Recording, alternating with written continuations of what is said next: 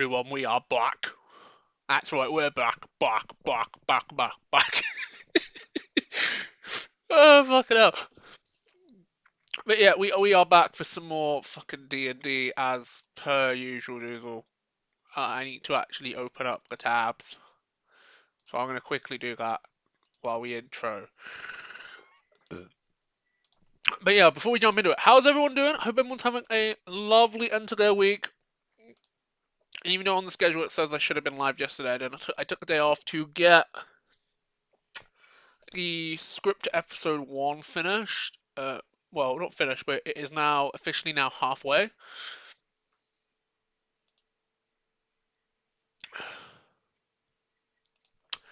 Launch game.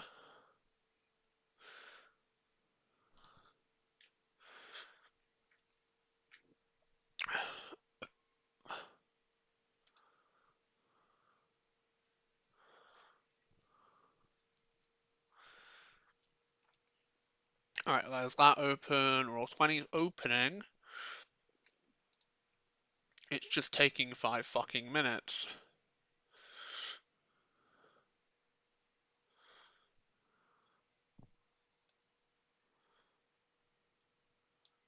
I opened the wrong fucking game. Yeah, I opened Shadows instead of Shattered Realms. But anyway, guys, let me get into it. So, hello, everyone. I hope everyone's stars are shining brightly upon this evening sky tonight as we set sail on our next maiden voyage around the Milky Way as per usual, Diesel. I am your captain / captain on Starluxy 12. Ladies, gentlemen, and everyone in the land in between, you are more than welcome aboard our maiden voyage this evening as we set sail back into the land of Shattered Realms once more. We're going to be dicking about, and that's as much as I can really say. Let me open this Discord and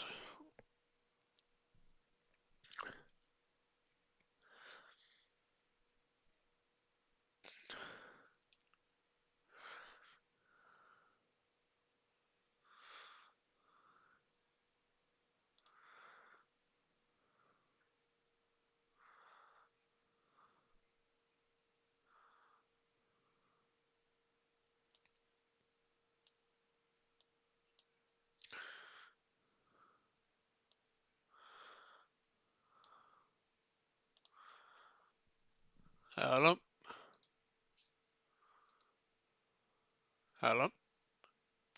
Hi. Sorry, I'm just trying to find Jerry's character token. For some reason, he's not loading, and I No, can't for some reason. no, it's Look. fine. I was just testing to see if Discord was working on my PC because you know that it always gives me a fucking hissy fit when I've got like more than 2 fucking programs open. So I was just like, Yeah. As I said, I'm just trying to find Jerry's token nah, you're all good. Look, because I've had to uninstall Chrome because it's decided to go, I don't want to work anymore and just send you viruses. Chrome, but because of that, I've lost Jerry's token and I have no idea where it's gone. Yeah, even on the strange. battle map we had the other day, he's not on there. How the fuck is it like deleted the file? I don't know, but even when I click on it, I'm literally seeing missing images on here that is like, There shouldn't be. yeah, Big strange. Hey, decent. Appreciate you popping in, broski. Hope you're having a lovely day. worst case, I might have to just get someone at, just find a random NPC for Jerry. I don't want to do that, but it If you just isn't letting me do, get hold of Jerry for some reason. do you not have Jerry's thing in like a Google Doc or like an external Yeah, drive or anything? yeah. The issue is I do have him in a Google in a file system, but it'll take me about 2 hours to find him because the thing is 32 gigabytes full of information in there. Oh, I see. And the picture folder has, and this is just the unsorted ones, 7,832 images. And Oh, I those are see. the unsorted. So if I try and find him, I'd have to turn to everyone and go, D&D's cancelled for tonight because I need to find Jerry. Yeah. We know what we all know what Jerry looks like. Like, it's fine if you can't use his actual token. It's just being a prick. Just use another fucking token, Dan. Like, that's what I might have to do. And like, for example, like Grim, who doesn't really know Jerry that much, just do a fucking character description. Do you know what I mean? Like, yeah. As I said, I'm trying to find him the best I can, but I have no idea why his image is just gone. He's an elf, isn't he? So just use a elf token. Oh yeah, if he's a human, then just use like a human token that looks similar. That's what I'm attempting to do. I'm literally going through all the files now. It's just fair enough. Fuck ton of work. Fuck ton of work for just a simple result. Yeah, it's more the point that it's deleted it, and I don't know if it's because I've had to move from what you call it to Chrome. Move away from Chrome. Okay. Yeah, and it's just gone. Oh, we can't load it through this version, and now it's. That's possibly the case. From what you're saying, like, because I had something similar happen when I moved like PCs.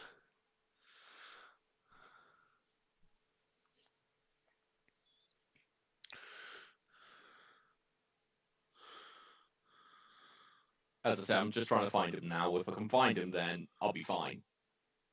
It's just being a prick. Rick will be soonish.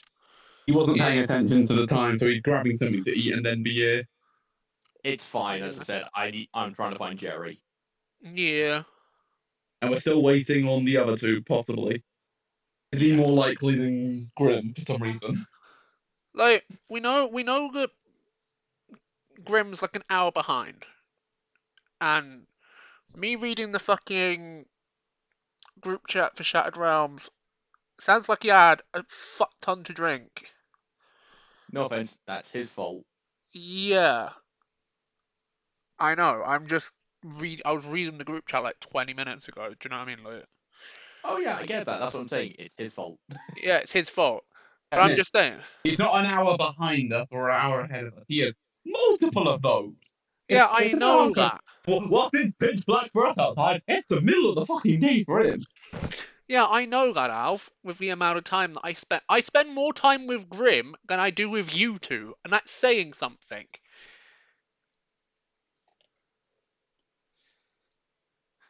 It's just what's called, I know that he's like 6 hours behind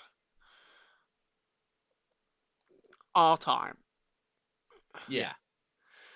But it's like, what's called, he could have got up by now, he could still be asleep. Who knows? And then we've also got Izzy rejoining, which is good. But we'll probably have to spend 20 minutes catching her up what's happened in the story while she's been away. So it's like, you've got plenty of time, Dan, to find a replacement for Jerry. Again. Going as quick as I can. There is literally no rush. Holy crap, I found something I wanted to use ages ago. I might actually have to just use that, because it's funnier. If you want to use it, use it. Download it. I am not giving you my email address to remove a background on an image. Just keep the background on it, it's fine. No, it's literally... Long and short, I've got a program on here that removes backgrounds from images, and now it's going, give me your email address. No. Because you're not worth me giving you my email address.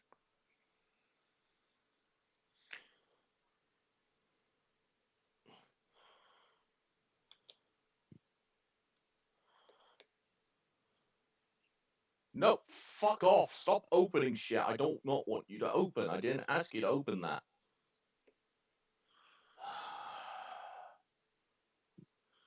Some days I just want to throw my computer through a window. I really do. I get that.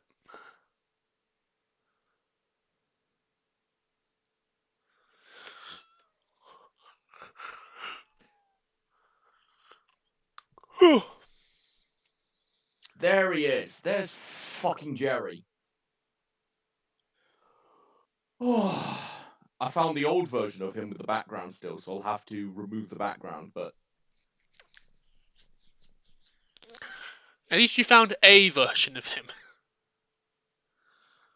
No, but that is proper infuriating. I get it. Just the amount of work I've had to go through just to get hold of Jerry. Which, most likely, he's going to be dead this session. Knowing you lot. Well, you see, Dan, me and Alpha talked about that on Tuesday. And I don't know what everyone else's opinions are, but... Wise words of some wise man. An enemy of our enemy is our ally. Are you about to say we're siding with Jerry now? Oh, no. We're going to see if he sides with us, because, to be fair, he's currently just being a complete and utter asshole. This war ain't exactly helping, as we said. But maybe we can persuade him to see things our way. If not, we're going to kick his fucking teeth in and kill him. He slipped through death on numerous of occasions. That's an ally you can use. A coward? A coward with information. He seems to at least have power within reason. He's been able to go around town basically bullshitting his way through, and people are believing him, so... So your idea is, because he can bullshit, he's a useful tool. Pretty much. We both have the same goal at the end of the day. There's a big bad fucking evil dude, and we want to stop him. Just the way you're trying to stop him doesn't really stop him.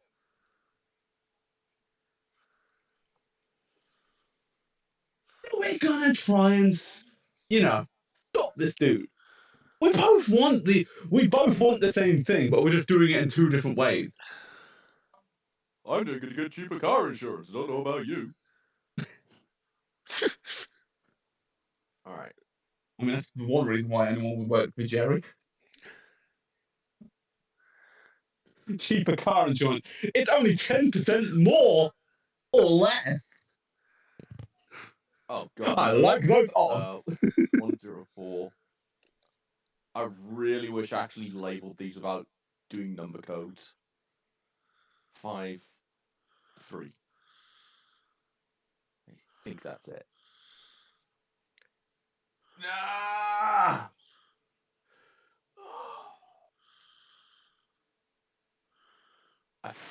I also got a fucking hate Chrome right now. Just because I can't even use it without going, you got a virus. So what are you using instead? Opera GX. Duh. But Opera GX is just throwing a tantrum and it's really fucking annoying. Yep. Also, if I could, I'd rather not use either of them. What, just fire up Firefox? Yeah, but Firefox just doesn't work anymore. It works to a point. Like, I know, because, like, it was the default browser on my computer, Dad. Your computer. Remind me how well your computer works? Pretty well when it's in the blue. And I have been keeping it in the blue. There, sorted it. It's just what's called the default browser is Opera. No, the default browser is Firefox, and I had to download Opera so I could actually have something that works.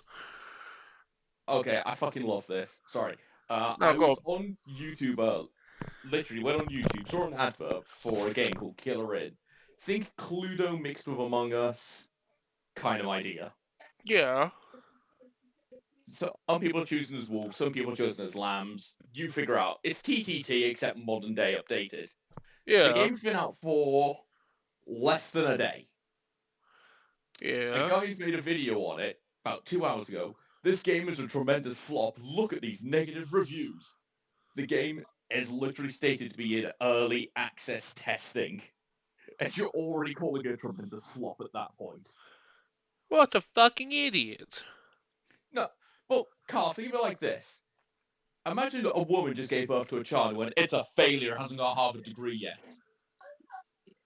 I'd be laughing at. The child's just been born. I'd be laughing at that, but then I'd be going, "Are you Asian?" No, irrelevant. It's irrelevant. The child has not got a Harvard degree, has not solved global warming. It's Dad, failure. Dad, Dad. No. Dad, no, Dad, no. Alf is proving the point of going, is it Asian? Doesn't need to be Asian. That's stereotyping and that's racist. Sadly, Dad, that's where we live in. No, actually it isn't, because if it's the world we live in, Alf would have white privilege and he'd have a job. You know what? The thing is, Dad, he would have that if he fucking tried. And you can't say I'm not wrong on that one. You are wrong about that one. What do you mean? So, even if Alf wanted to get a job, he can't get a job. I need experience, so I have to get a job. Yeah. So I need experience to get that job. So help. No, he laughs. Yeah, it's actually true. So I wanted to get out of the catering industry and actually looked at another company, and then when we got an intern position for this company, I went, okay, an intern job, so they'll teach me and I'll be able to learn. I can do that. Went in there, had the interview. They went, how many years experience have you got in this industry? None. I have no experience. That's why I'm applying for an intern position, so thus I can learn. Sorry, you need experience. What do you mean I need experience? Well, you can't have an internship without experience, so you just want an unpaid employee. No. You need experience so you can do the job. Okay, how much experience? You need 12 years experience. That's like... But I can't get 12 years experience without the job, because you literally state that this is an intern position, so... And Americans are currently wondering why they have a lack of childbirth. Yeah. Oh, look! I have to get 11k just to raise this child every year. Yeah. I can't afford a house. I can't afford a car. I can barely afford to feed myself. Yeah. How the fuck do you think I can support a child? What you're saying, Elf, is 100% correct. Yeah. And it's what pisses me off, because I know people in America. I was talking to them earlier today before my game, before D&D tonight. And I was literally sat there discussing the job market, and one of them went, you just need to go out and get one. And no offense, everyone just started yelling at him going, how the fuck do you think we can get a job if we can't get one? You're not trying hard enough. FYI, out of this group I play with online, one is Black, who was born in America, who ICE had gone after him for not being a citizen, because his neighbors called on him, saying he doesn't belong here. Now, I want you to think that part through. He's already got the ICE issue, and then they're going, you don't belong here. College student, he's got debt, and he can't move out, because he can't get a job. And he's not trying hard enough, apparently. Well, yeah. You have to pay for school, so you need those degrees to get a job. But you need the experience. But you also need the degrees. But you need to pay for those degrees, so you need a job. You need experience, and you need those degrees to get that job. Please, make life simple. Fucking video game adventurers have things a lot easier than us, and they have to go fucking killing dragons. No offense, I get pissed off when I have to... No offense, I got pissed off in Mass Effect when I had to do a fetch quest. I don't want to do it in real life. Well, tough titties. It would at least be a lot easier. Just go into a building. Hi, what jobs have you got over here? I'll kill 50 goblins over it. Giblet Ridge over yonder way is yonder that way. Oh, okay. That's at least simple enough. I could bring some friends along for that. We can get that one done. Just a few pitchforks. At least the job market over there, at least the only risk is you're dying. Over here, you're dying trying to find anything to do. Oh, Al, very quick, almost forgot. I have found majority of the shrines. If you're still needing them. Yes, absolutely. They are the ones from Avatar, and yeah. I think I have some from before Avatar. I think, but... that would definitely depend. Yeah, I'm saying the word think. Because I do need most of the Avatar ones. I've gotten the Black Shrine. The others I do not own. I know I'm missing. I think I'm missing one of them. I think I'm missing the Green Shrine. I think. That's fine. That's one I can inevitably pick on. And the older shrine, I have all the Kirigwami ones, barring Goshen, Taki, Life Origin. Yeah. And then the only other one I've got is Calm Waters that I picked up. Well, each of them are about £1 each, so it's not like I'm losing a lot of money with them. I mean, ironically, the most expensive shrine is just the Commander ones, and yeah, I believe the second most expensive one is Sanctum of All, which is about 50 to £1. The rest of them are like 10, 20p if I check. Cards. That'll keep. That'll keep. That'll keep. Sorry, as I'm waiting for the Three Stooges, I'm just doing work on my Ashling Rekindle deck. It's fine. I'm typing up my Mitsu K9 list so I can send it over into the test group. Draw 2 cards. Yes. So I can get their opinion on it. Yes. That's staying. That's just funny. This will cost 1. Oh god. Okay, so Ashling, when she transforms into her blue side, I add 2 mana of any color combination I want, as long as the spell is mana value 4 or more. Arwen's Gift. This costs 1 less if you control 2 or more legendary creatures. It's a 4-drop. So with Ashling, and having any other legendary on board, I pay 1 to draw 2. And scry 2. This is why I love these really dumb decks. Comprehensive Research, I'll use that one, it looks nicer. And that means I can get rid of the shittier one for customer decks. Deep Analysis, Windfall, Ponder. I'll take Ponder out. Take that out. Ponder's decent though, so. The issue is the commander. It wants me to use spells of mana value 4 or greater. Oh, okay then. So I was like surprised there. I was like. No. So effectively, the entire deck it wants you to use spells that are. Most of this deck, the new elementals released in the lore impacts go whenever you cast a spell at mana 4 or greater, you get this. And thus I found a load of old cards that do somewhat the same thing. Oh, okay. Cosmic. Draw cards equal to the amount of instant sorceries in your graveyard. Yes. Lock yeah, and load. I've got that in Lord. It's ridiculous as a draw engine. I'll put Ponder back because I can swap it out for this instead. That looks a bit better. Tap up 2 target creatures. Nope. Already got a Windfall. Sabotage the Hobbits. Gain control of each creature, mana value 3 or less. Maybe. Okay, I'm going to move back over to the just talking screen while we're just waiting on everyone then. Treason of Isengard, I'll take that. This spell costs 1 less for each card you've drawn this turn. The owner of a target non-land permanent puts. Okay, that's iffy. Nah, that's going to be too complicated to play during a game. What is? Deem Infiltrator. This spell costs 1 less for each card you've drawn this turn, and it's a 4-drop. So it's effectively what my commander wants to do anyway, but the owner of target non-land permanent puts it into their library 2nd card from the top or from the bottom. But the issue is, this doesn't state if you choose where it goes, or I choose where it goes. Oh, I see. So, haha! I can remove that issue. I draw 6 cards a turn, I'll put it on my 2nd card. Fuck! Right, so this is up to 27 cards without the hand trap engine. Hand traps. This is just. Oh, I forgot Night Sword Serpent. Fuck's sake. Reckless Blaze, maybe.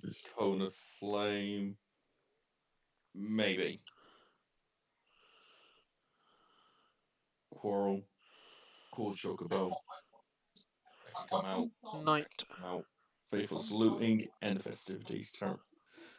Vandal Blast can stay. Oh, Empty the Warrants. The Storm spell that helped encourage me to build this deck. I think I put a Faithful Saluting in here. Yes, I did.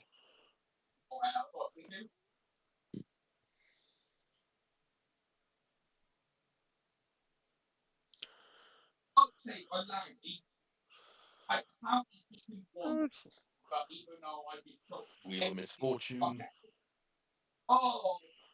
Delete.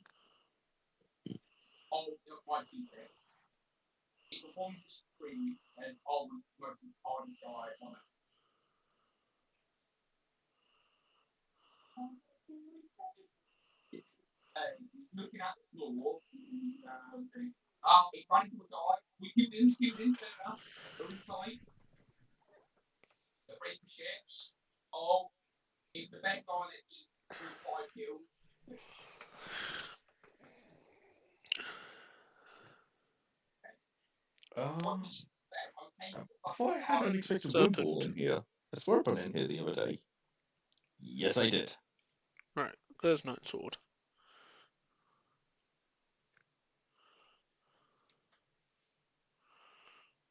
Right. So with both engines, being the K9 and the Mitsu engines, we are up to 28 cards. 2 Ripple Bash can come out.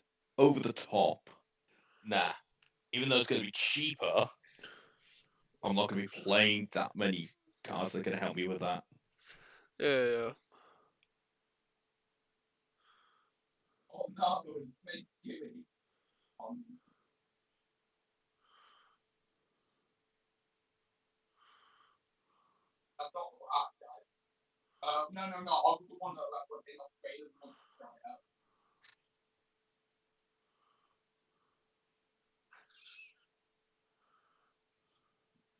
Alright, this is a good set so far. My goal is to try and have this deck sorted and ready for this Tuesday. What's the deck? This deck will have 0 game changers in it.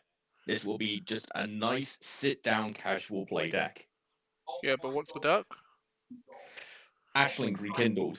So she has 2 abilities. The first one, when this creature enters or transforms into Aisling Rekindled, you may discard a card, and if you do, draw a card. This side is not the important side of the commander. Okay. At the beginning of your first main phase, you may pay a blue, and if you do, transform Aisling. Okay. Her other side, Ghost Bomb. when this creature transforms into Aisling, or at the beginning of your first main phase, you get 2 mana of any one color. Spend this mana only to cast spells mana value 4 or greater. Okay, that's not bad. At the beginning of your first main phase, you may pay a red, and if you do, Transformer. So what you're supposed to do,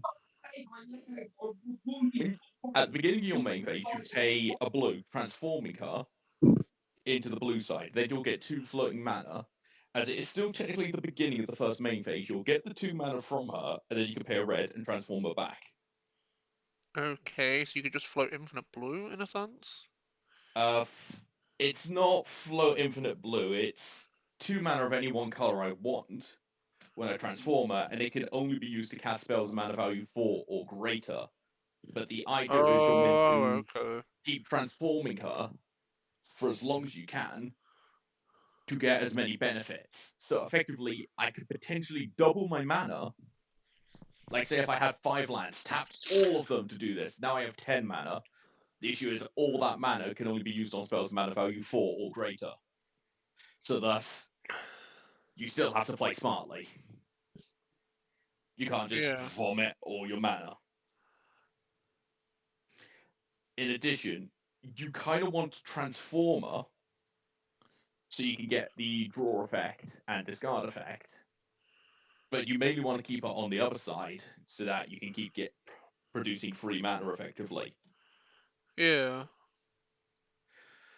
Okay, it's past. I'm gonna message Izzy, see if she's joining us. Yeah. I'll do the same with Drake in a minute. Not Drake, fucking Grim. Yeah.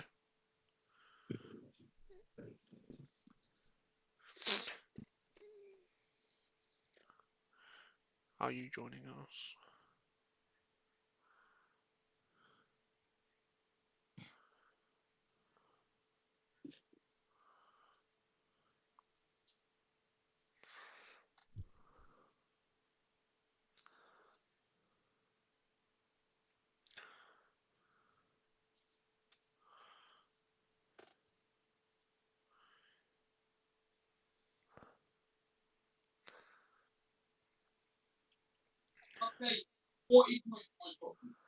Mars just responded, "I'm sorry," so I've got a bad feeling. Yeah, possibly not, if that's the case.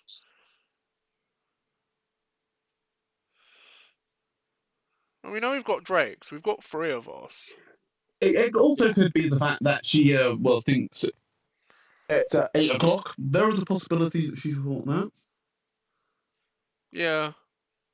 Thinking that it was like my campaign starting at 8. That's fine, but as I said, it's just waiting now. Yeah, I know, I'm just... Ooh, I need to actually watch that. Sentenced to be a Hero. It's pretty good. It's just more right now, it's just so much of the same slop coming out. I'm not really, yay, let's go watch it situation. Well, yeah. That's what the industry is at this point, Dan. No, but as I said, the issue is it's all just the same slop. Look, he's been reincarnated to another world. Here he is, black hair, 5'6", black eyes, and is somehow the power of a god. Why can I not get the just average Joe Schmo reincarnated into the world as someone just Bob the Baker? Well, there probably is anime like that, Dan. You just gotta dig a little harder to find it. No, I've looked. There isn't. Well... Because I'll be fair, I do not. Why do I have to watch a show where you are the most overpowered bastard in the world? Why can't someone else be it and you just be a background character? That would be hilarious. That you're seeing everything from the outside. Because for some reason, that overpowered shit is just very, very pissed off with you. For no reason. You just exist. No. I'm saying, quite literally, you are just a guy. You are Bob the Baker. The adventurous pie goes in there and somehow scams you out of like 50 loaves of bread for no reason. Yeah. Drake. Hello. Hey, Drake. Hello. Hello. We are waiting for Bert, Ernie, and the other one. Who? I have messaged Grim. He hasn't responded, so... We're waiting on Izzy then. She sent me a message saying sorry, but she hasn't clarified anything else after that point. Just put, are you joining, yes or no? That's the majority of the time I do it with Grim. Like, it allows you to get a straight answer out of people that are, like, indecisive. I was trying to be polite to her, but fine. No need to be polite. Yeah.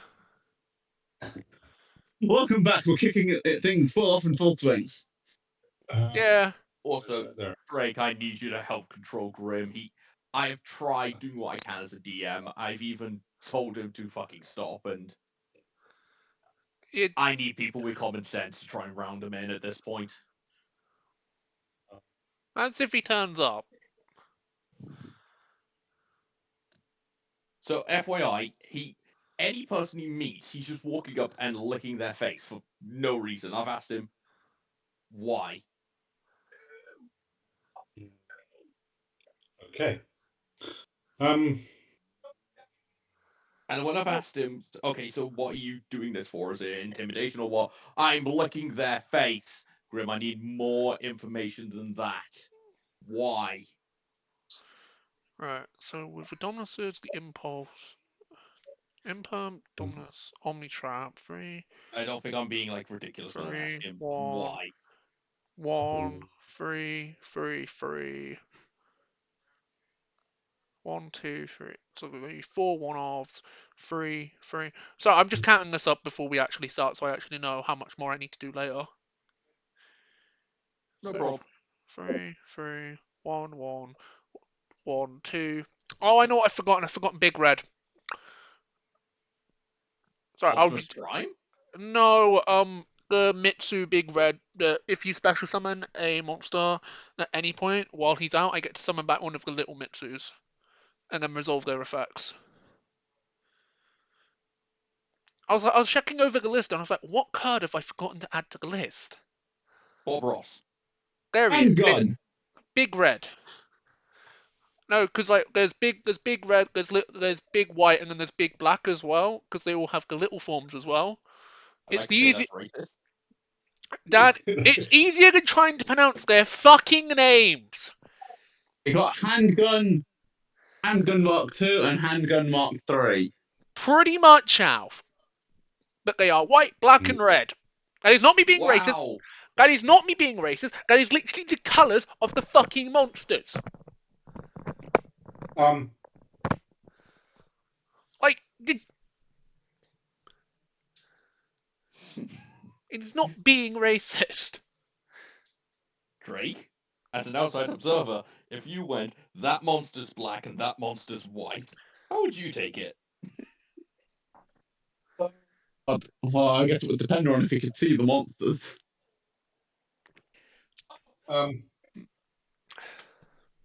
So Big Black does have a bit of unfortunate context behind it. So there's the archetypical racist white woman's fear of the big black man. So, is yours the woman's fear of the big black man? But no. I think that might be more an American thing than a British one. Yeah, it's more of an American thing. But I'm not sure if I told you guys this or not before. I was playing D&D a few I think it was before Christmas, and I'd been too lazy or too distracted or whatever to sort out proper tokens for the session. So we were just using counters, and to distinguish them, they were different colours. One of them was white, and one of them wasn't. Well, I don't honestly remember what colour it was. One was white, the other was not. But the way they talked about one was white and the other wasn't. The way they talked about what they were going to do to the white monster made me very glad it wasn't a black monster, because it would have sounded terrible. I have to ask this: how many players of color were there in your group? We have no players of color in our group. I thought they were just getting revenge on the white man. No. Worcester is a very white place. Yeah, it is. We have a gay married couple. We have a few trans people. So, like, LGBT and the other layers, all that's represented. But colour, no.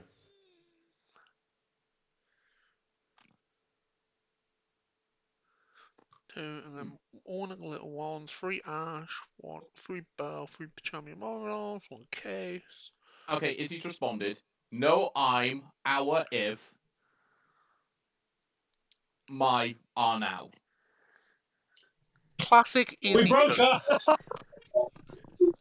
We broke her. She's speaking in broken English. I'm afraid to ask. Has Izzy forgotten how to fucking... Work is not if that eat gack. There we go, everyone understood what the fuck that means. Dan, can we have a oh, actually, you know what? I'm going to do a thing. Are you about to ask for a level up? What? I thought you were about to ask for a level up then. Dan, can we have a level up? No. No.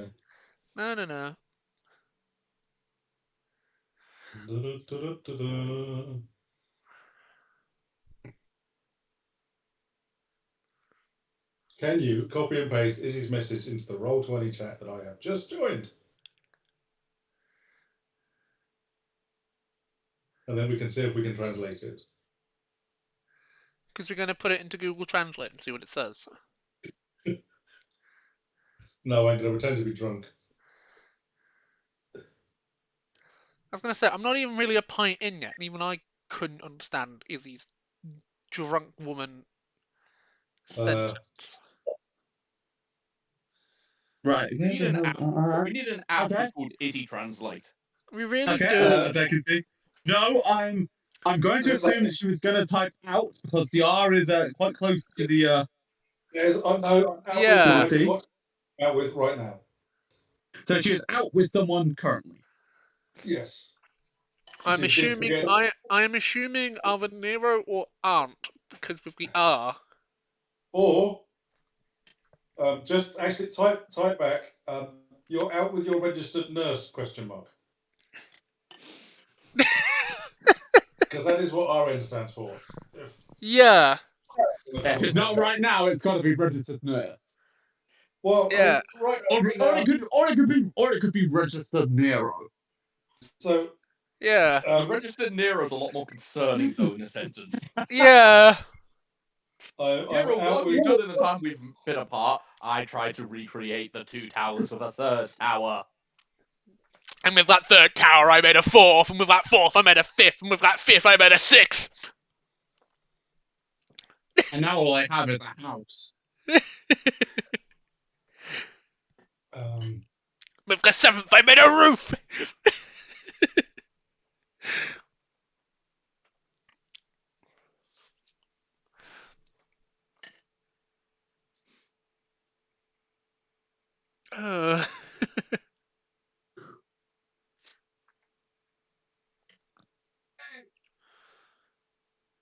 So, who would like to give Drake a recap of the last 2 sessions?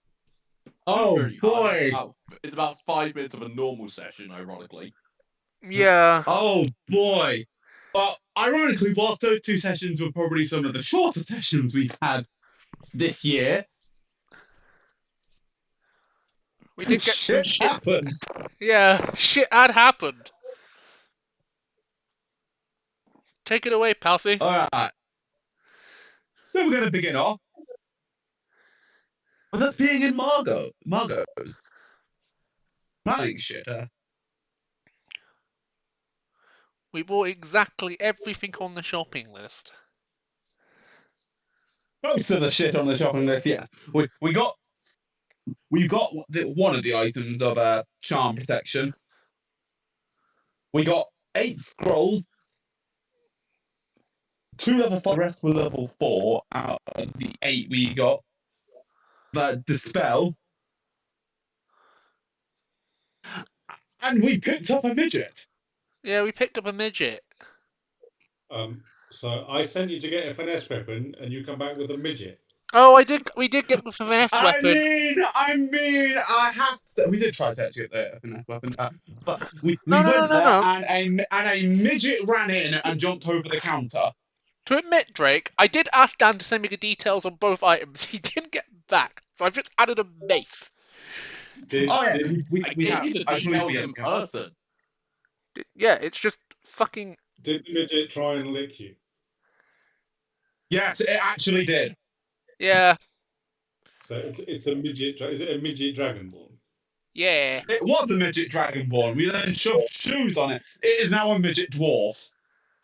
Okay. A midget dwarf dragonborn. I remember. Dan, I have the solution to your problem. Where are you? There you are.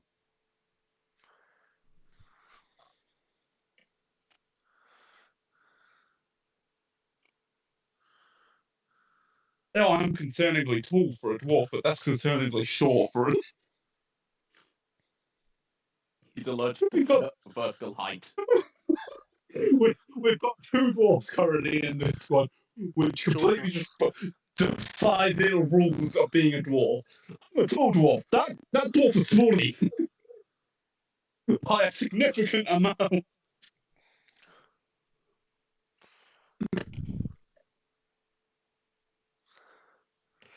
Oh. So, Also, very quick, in their defense, a midget could technically be used as a finesse weapon. Depends what they're holding. I mean, this midget's got a trident. Technically, they have a fork. Well, yes, they have to keep it in fork mode. If they go trident mode, they won't be able to carry it. They could go gadget trident. And just use it as they could go with it, technically. They could.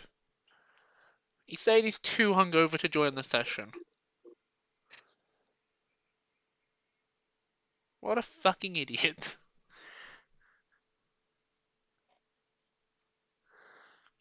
Tell him dancing over it, he's still here.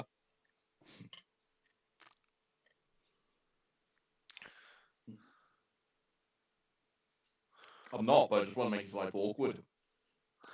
Yeah. Alright, and I believe that might be everything that happened within Margot.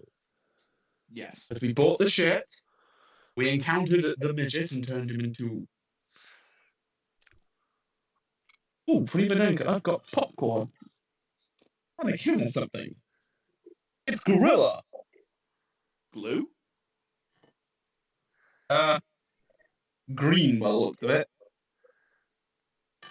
I've got Gorilla Ultimate Energy Drink. I don't want to see what you're like on caffeine, Alf.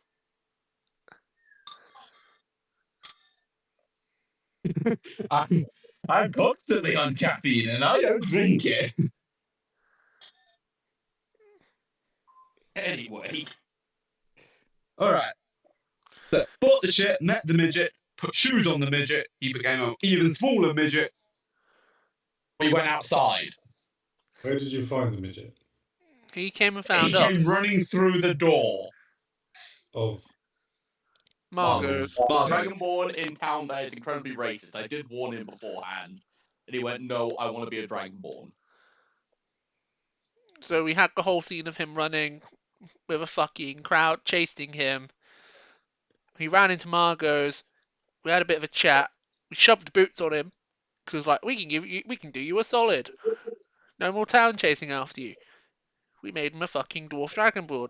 Then we stack him on the fucking boots that makes him so he can only talk to the same gender. Oh yeah!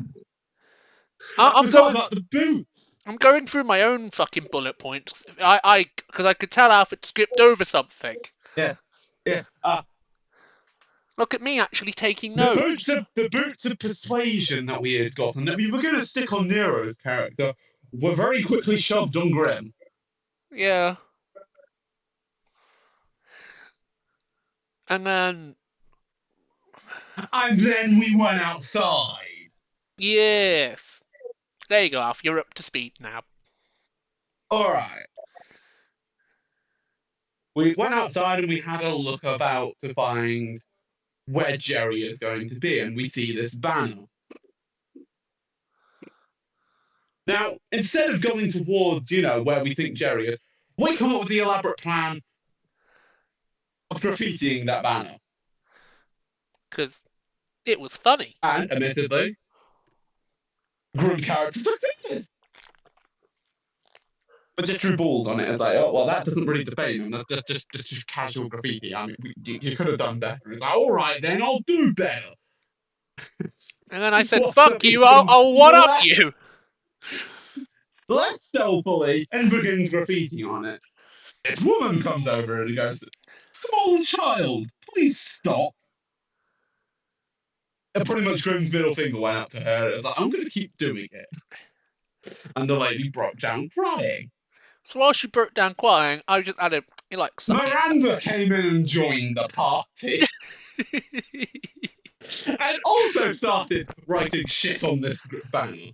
I drew the fact that he likes, because Grim had drawn some cocks, so I was just like, he likes fucking vampire cock.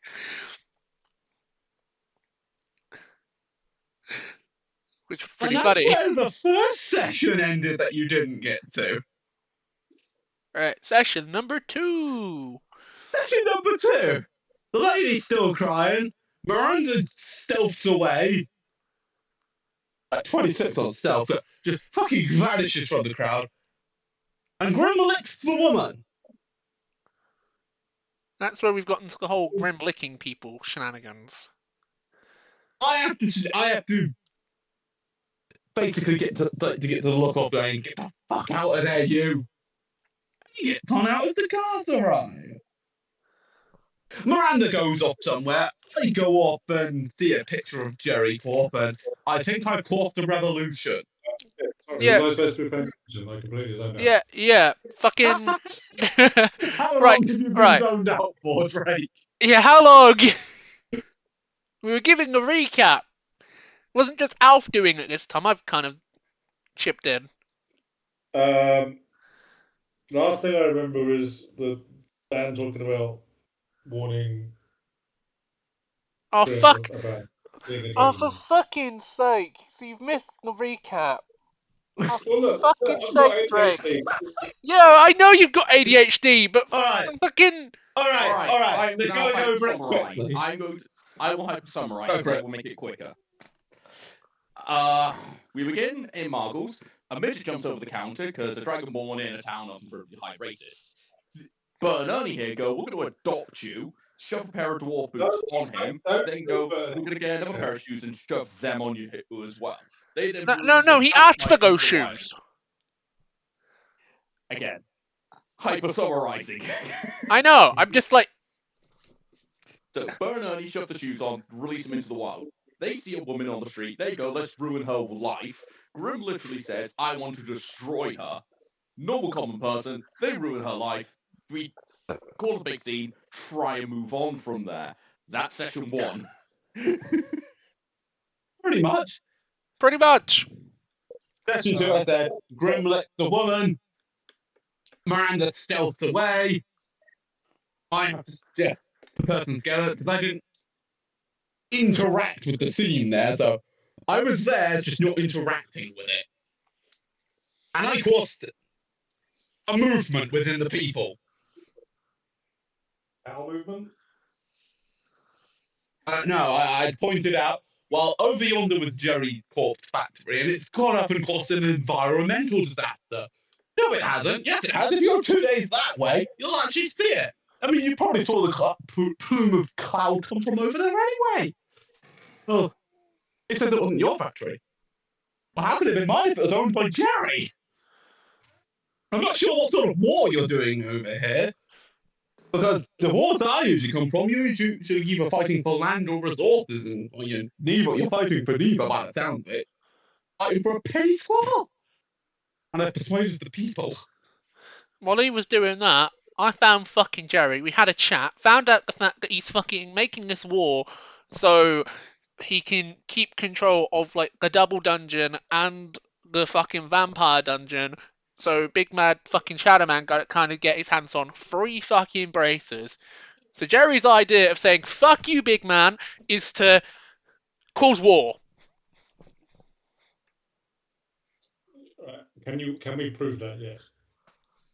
He literally said it last week. What, Jerry said that last week? Yes. Yeah. Yes. That's what Jerry openly said. That was what is at least most of the plan that he told Miranda. Pretty much. Me. Who witnessed this? Miranda. Me. And then I told everyone else because I fucking snuck off and found Jerry. So the only proof of it we have is your word. Pretty much. So realistically, no, we can't prove it. Fuck you and your logic, but yes. And in all fairness, the people, when you were leaving, you decided to throw a spell at Jerry. Those are the only other witnesses. And those people only saw you decide to launch a spell at Jerry saying, ha, I knew you were lying, that's why you would protect yourself from someone throwing a spell at you. Yeah, fuck Jerry. I kind of just want to kill the fucker, but... Yeah, the logic was, if I throw a spell at Jerry, if he didn't do anything wrong, he wouldn't stop it. Not being clear of what spell he was going to throw at Jerry. So that Jerry's immediate response will be, no, last time you lot threw a spell at me, I was teleported half a mile away, counterspell. Yeah. That's why we were going to have 2 of us there to do it. He can only stop one of the 2. Yeah. Anyway, that's what's happened in the last 2 fucking weeks while you've been playing another game, Drake.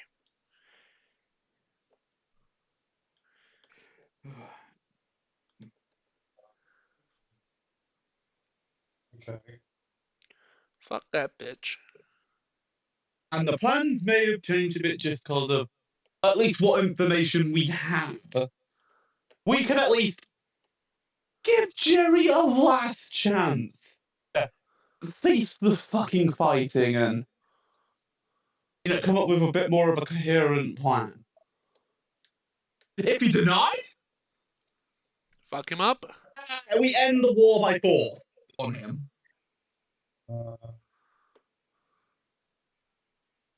And then Okay. we also want to. And this is something me and Alf talked about. We want to try and force the name of the first fucking town out of Jerry if we can. Or at least someone. So we can go back to first town, do dog fucking dungeon. So we can use the bracelet that we've got. I'm sure I told you that was incredibly easy. Yeah. I mean, we could probably guess Margot. Possibly. But we're nowhere near. But all we need to do is go to the library in Argos. Fucking. Yeah, for now. Our next goal our next goal after we.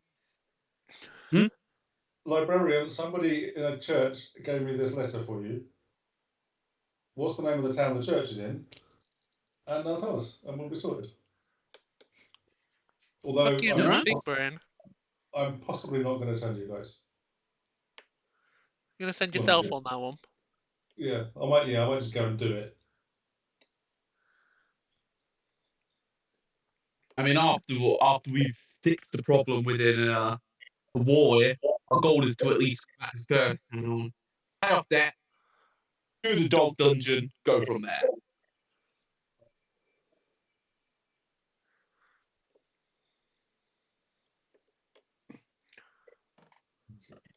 So, we pick up after Alpha's finished giving his half-an-hour inspirational speech, not like anyone else's speech during that time. Yeah, he was fucking shut up for it. I was shut up for a bit, and it was like... You shut up for like half a second before... I didn't even get a chance to speak. I was about to open my mouth. Could you give half a second? Then go, we can't let people do this. Stop. He went half a second and Drake, then carry on. Drake, you don't understand. Alf went on a fucking tangent for like nearly an hour last week. Nearly an hour. It did everyone else shut up, and it was... Everyone else shut up for a bit. It was like, you gotta open your mouth. Okay, something I need to know. Why did you try to ruin the life of a random common woman? That I don't know. Yeah, they never made that clear to me either. I just wanted to evangelize the sign, gotta be honest. I didn't know it was going to ruin the woman's life. I was just like, fuck Jerry. That's my mindset. Fuck that bitch. And the reason why you went after the woman after the sign was already destroyed? I didn't do shit to the woman.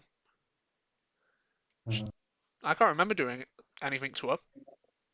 I kind of just vandalized the sign and petered out. I don't have any memory, Dan, of interacting with that woman.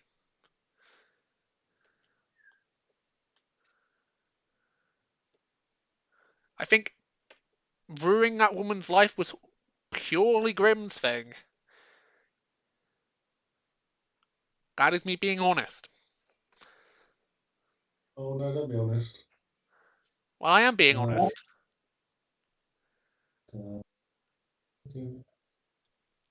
Because I'm kind of just like, fuck that bitch at this point when it comes to him. So, in any form, which or way. So that's kind of my vent. I don't even know why I've got this man, like, as a man, I don't even know why I've got this man better. But as a player, I'm kind of just sick of him.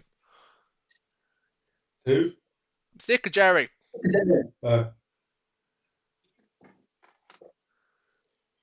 I'm trying to think of like an in-character reason, but I'm kind of just like, meh. But as a player, I'm like, I want to fucking kill him. We're gonna do it this week. Let's go.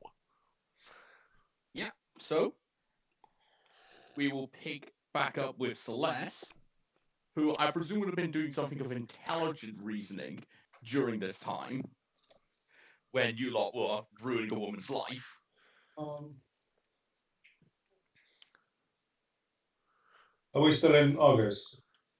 Yeah. Yes. I would have left you in Margles, because leaving this law unsupervised would have been probably the best option, ironically, at the time. Where did you find Jerry? In his fucking propaganda building, where he's recruiting people for his bloody war. And he's like, come here, sign up, be recruited. He's at the job centre.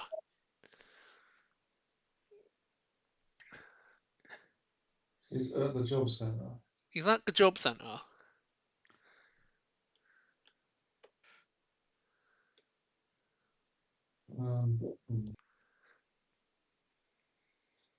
From what I can tell, that's where he is.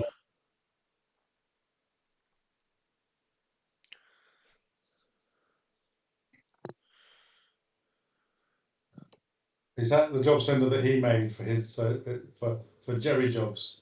Yes, Jerry Jobs. I believe he might actually be at the hotel area doing this. Yeah.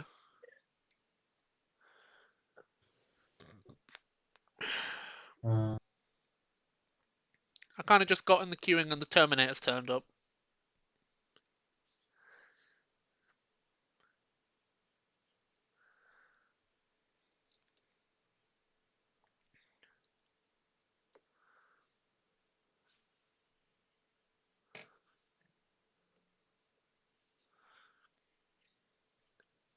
So whatever you want to do, Drake, do. Yeah, I'm just thinking wondering what might have been useful. Where would you lot have said you would go?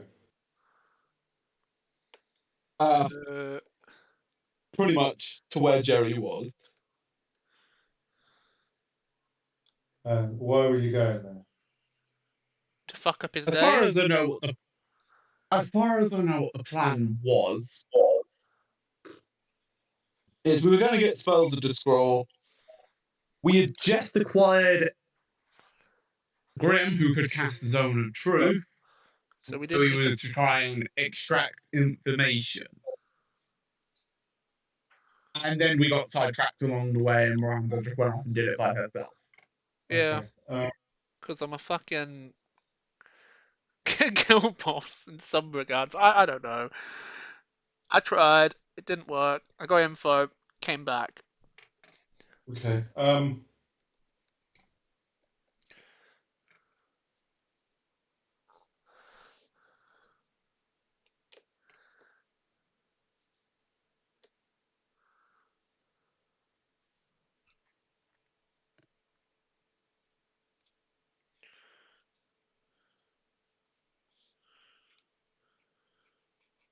Okay.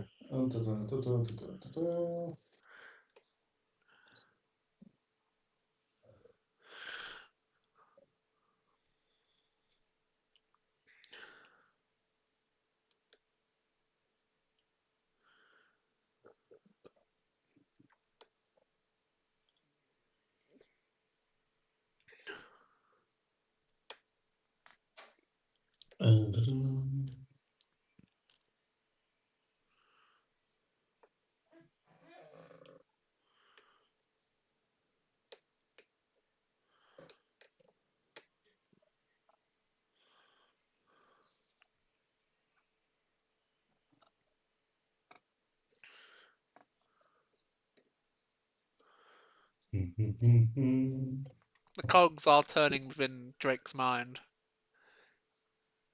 What? The cogs. That's completely fine. Cogs have turned.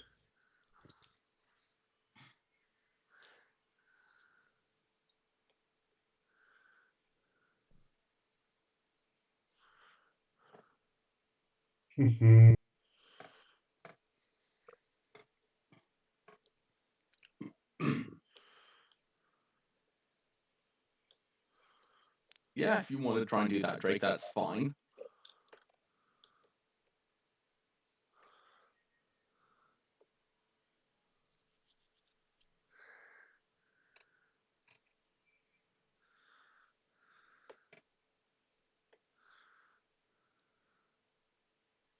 Would you like me to roll anything? Yes. Sorry. I was expecting you to say something back to me, and I was just like, has my headset died? Yes, give me investigation, please, or perception to try and find where you want to go. Sorry about that. I thought my headset died on me. Nah, you're all good, Dan. I was waiting for you to tell me to roll something. Sorry about that. That's my fault there.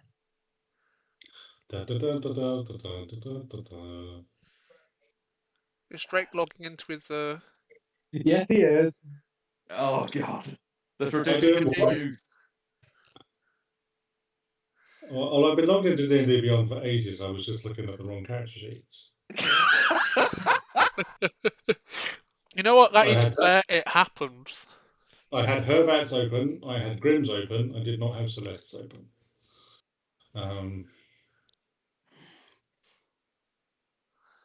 That's not going to do me very well, I don't think.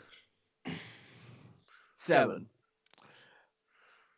Even though the city seems quite simple, a lot of the buildings are extremely clean and white. It's very easy for you to get turned around and lost around here.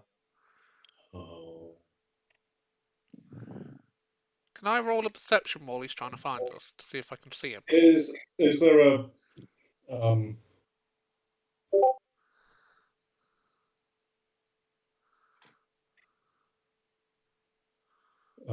racist around? Guard, sorry. Is there a racist around? Give me a perception check for racists.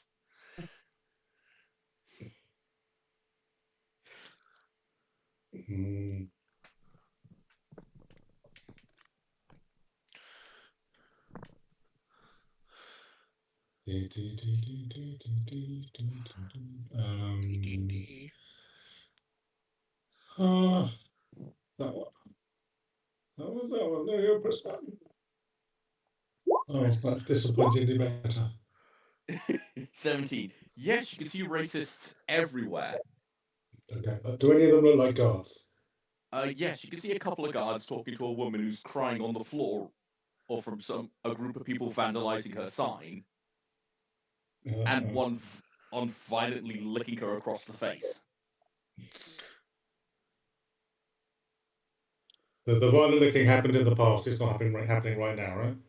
No, these guards are talking to her about this. Okay. Other than the unfortunate licking, does she look hurt at all? She looks a bit traumatized. Oh, I'm a medic, not a psychologist.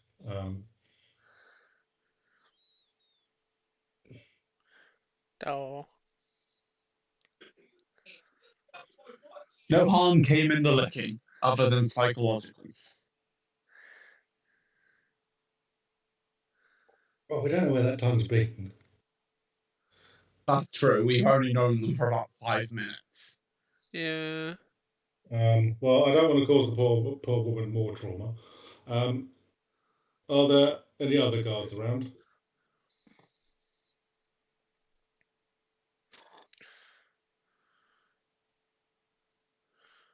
So you want to just try and find anyone that may be straggling behind the main group or looking around? Or any guard that isn't fully occupied with tending to a traumatized woman? You can see a couple guards just talking to different people, just trying to get statements and descriptions of the people. Okay, yeah, that's better. I'll approach one of those and ask for directions. Oh, hello, ma'am. We're sorry to disturb you. We can tell you're about to ask us something, but have you seen 2 dwarfs and a human running around by any chance? They've just assaulted that woman over there. We're just trying to get an idea of who could have done it. Did Celeste ever meet said human? Technically, yes, you have met them. They're in your group. As they give a thorough description of what your comrades look like and a dwarf you haven't met before. Who was the human? Oh, Miranda. Yeah. I thought I was also a dwarf as well. That's what's. Well, I thought. Oh yeah, you are a dwarf. I do apologize for that. Again, a lot of notes to go through. But no, yes, it is currently 3 dwarfs. Sorry about that. No, it's fine, Dan. You threw me out. I mean, I never directly interacted with the scene. Yeah. So it'd be 2 dwarfs, not 3. It's 3 dwarfs. But what was the question? Have I seen 3 dwarfs?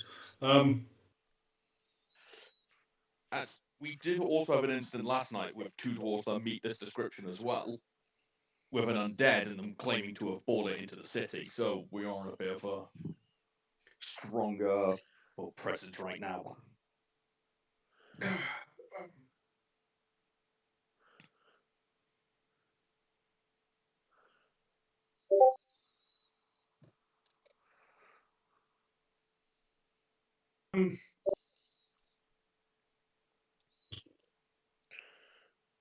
The question was, have I seen, right? Yeah. Yes.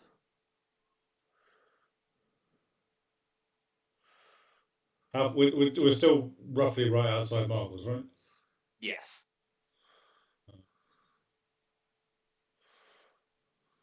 Yeah, there were 3 dwarves in Marbles just now. Oh, thank you very much for that, madam. As you just see this guy gestures a couple of others and point towards Margles, as some of them start making their way towards the shop. Were you about to ask us for something? I do apologise for interrupting you. Directions to the library, please. Oh, yes. If you follow this road all the way up, and at the junction you turn left, carry on for about half an hour, you'll reach the library. How far away is the junction? It's about a 10-minute walk up here. Okay. Thank you for your service. Thank you. As you just see these guards making their way to Margles. Celeste is going to rush before they come back out at Margles. I'd already hated 3 dwarves that just entered Margles at this specific time. Alf, where would you be at this time? I don't know. I was doing a Drake and being zoned out. So you saying you'd be at Margles? Is that what you're saying, Carl? No. No, we wouldn't have returned there. I was trying to find them after the whole speech thing that I did in front of all the people, of being like, yeah, sounds like a war that you're fighting for no apparent reason. And then I found him and told him the info that I fucking discovered. So I'm assuming we're together, just having a fucking chat. Then I presume you two would be trying to find Drake at this time. Yeah. Let him know as well. Then so I'm gonna roll a. Yeah, roll investigation or perception. I'm gonna see which one I'm better in. And roll that. So I will do something. What have I got? Investigation. I'll do a perception because it's a +5. Fucking 6, Dan. What do I? Better than Miranda. What did I see? Jack shit. You don't find Celeste. Celeste openly walks past you during this. As you two are no longer even looking for them, you're just completely lost. I guess we were trying to look for the midget first and looking down, like, have anyone seen the midget? See you, but it's their choice they want to interact with the 2 crazy people. The crazy people are apparently wanted criminals right now, so no.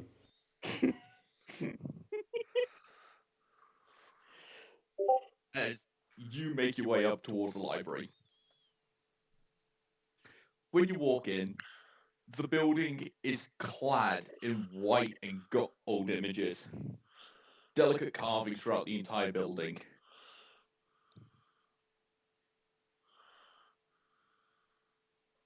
What exactly were you looking for?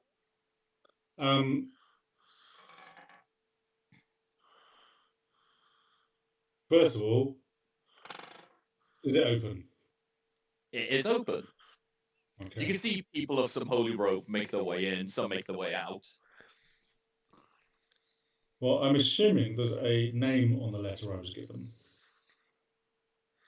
Yes, there was. So I'm going to remind myself what it was by looking at it.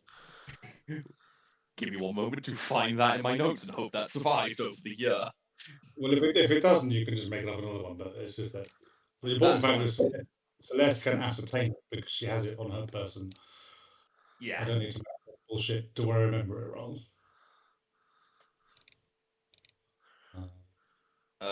Here, Father Zine. And Zaine.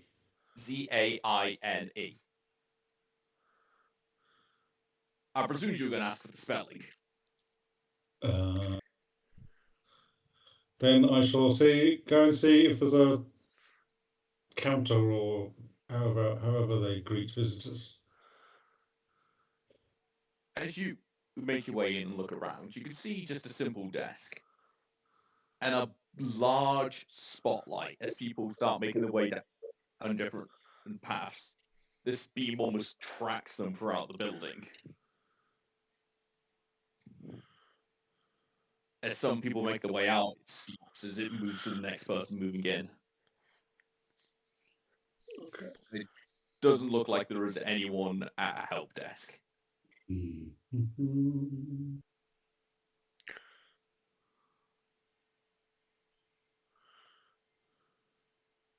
that case, it doesn't look like there's anyone that could conceivably be called staff. Unfortunately, no. In that case, I'm just going to go and wander around and see if someone comes and asks me what the hell I'm doing. Are you going to look for anything in particular while you're wandering around? Yes, the thing I messaged you about. Well, the thing that was in that message that had lots of other things. Would you like to roll investigation to try and find what you're looking for without staff?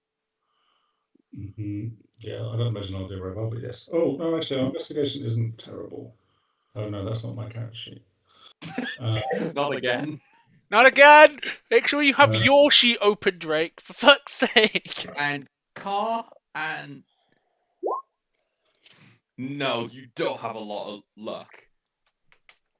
What do you want from us, Dan? You are currently in the Mesopotamian fiction section. Yeah, that does sound wrong.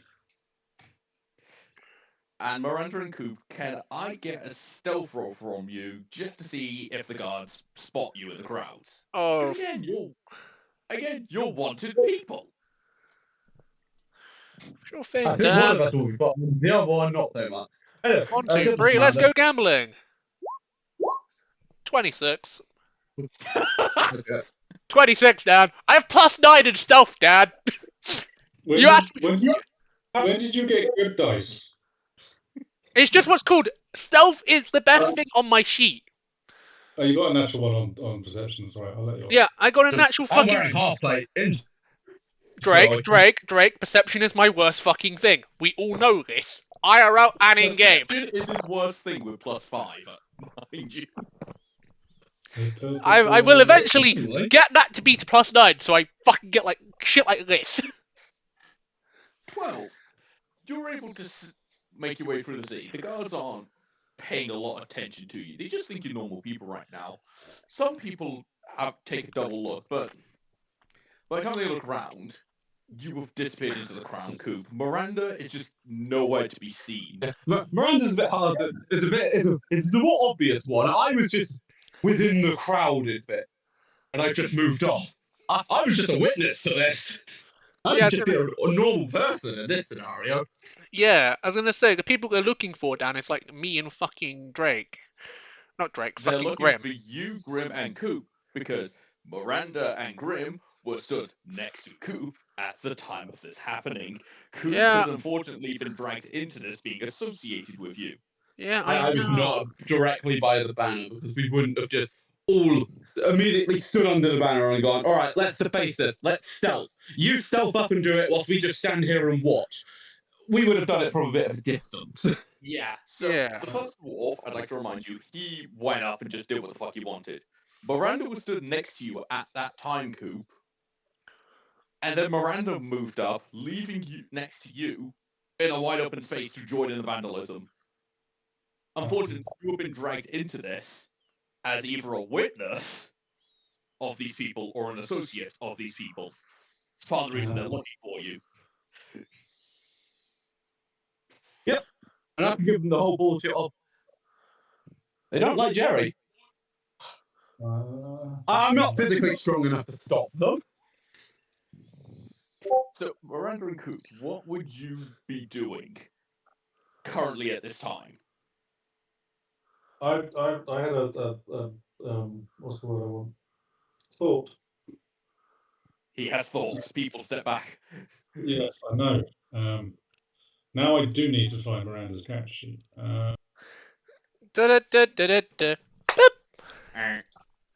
would at least be in the whole thought of we should probably locate the midget before more shit happens. Yeah. Or you can disown the midget and let them get arrested. I'm down for either, to be honest, as long as we fuck up a game man tonight. Right. So okay.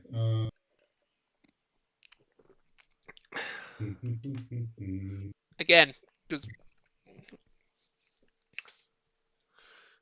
One moment. I'm gonna be a prick very quick.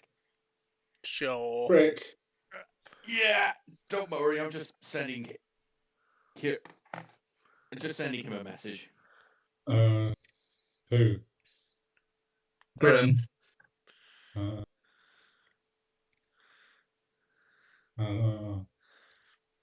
Grim's a him? Yes. They're a them. Oh. I swear, they spent most of last fucking... Yes, whatever. They spent most of last session in a fucking maid dress. Like, physically putting... don't, because we spent most of last session dicking about with that, and I don't want to do it again. The Discord profile says she, her, so that's what I was expecting. I know them as Steve. Huh. Been arrested. Not my fault. Really? Okay, so did you roll for that, Dan, or have you just decided that? I got to ask. Yes. Fair enough. And now if they joined, sweet, you're not too hungover, you can play. Yeah. Anyway, we're going to find out what that thought was from Celeste. Yeah. We are, but it's going to take a minute. Because Kara's done a silly. What do you mean? Yeah, I may have done a silly, but fucking... But what type of silly? There's been a lot of them. Yeah, there's been a lot of them. Why?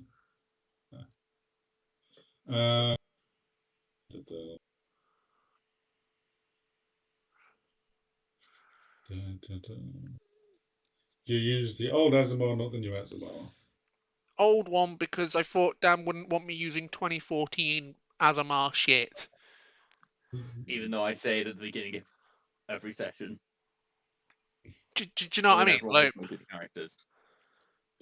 So that's why I used old Azamar. No, I'm sorry. There's two versions. There's actually three versions of. Yeah, I know there's three versions, and I had to be very fucking. I had to do a lot of googling when making a roundup, to the point where I had 17 fucking tabs open and cross-referencing shit, so I got shit right.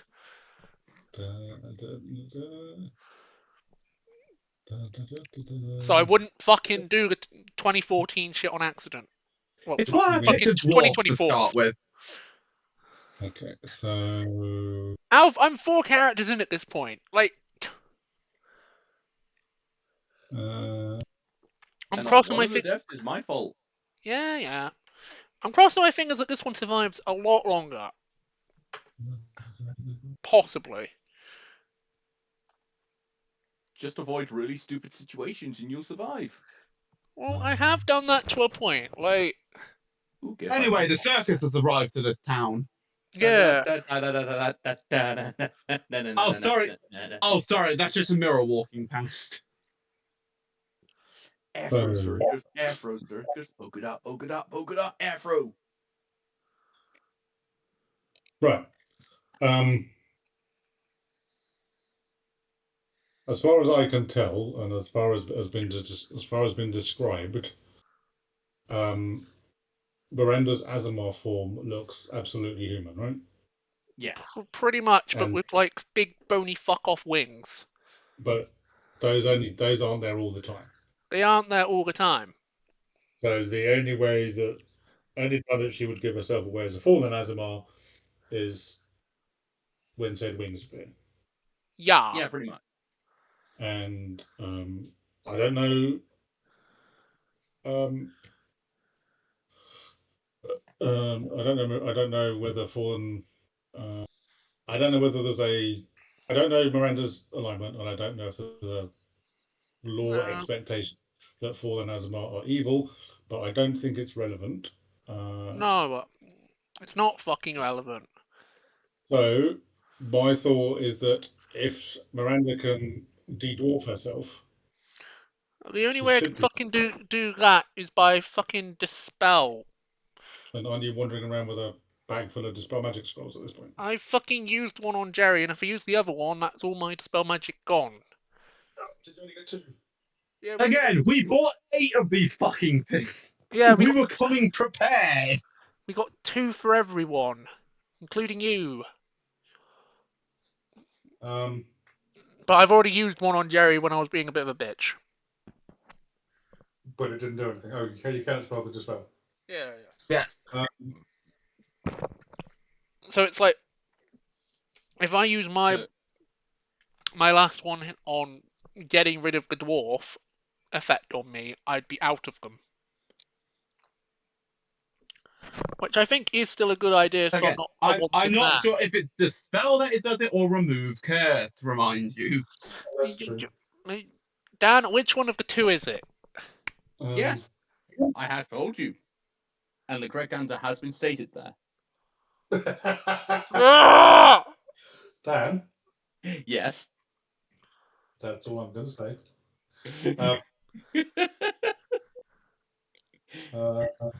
No, it is the spell curse. I've just looked at the fucking shoes.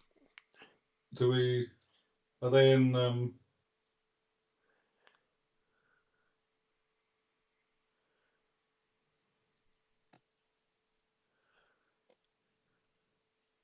Ironically, I could probably put the shoes on and just a big beard will appear. Okay. It might be something to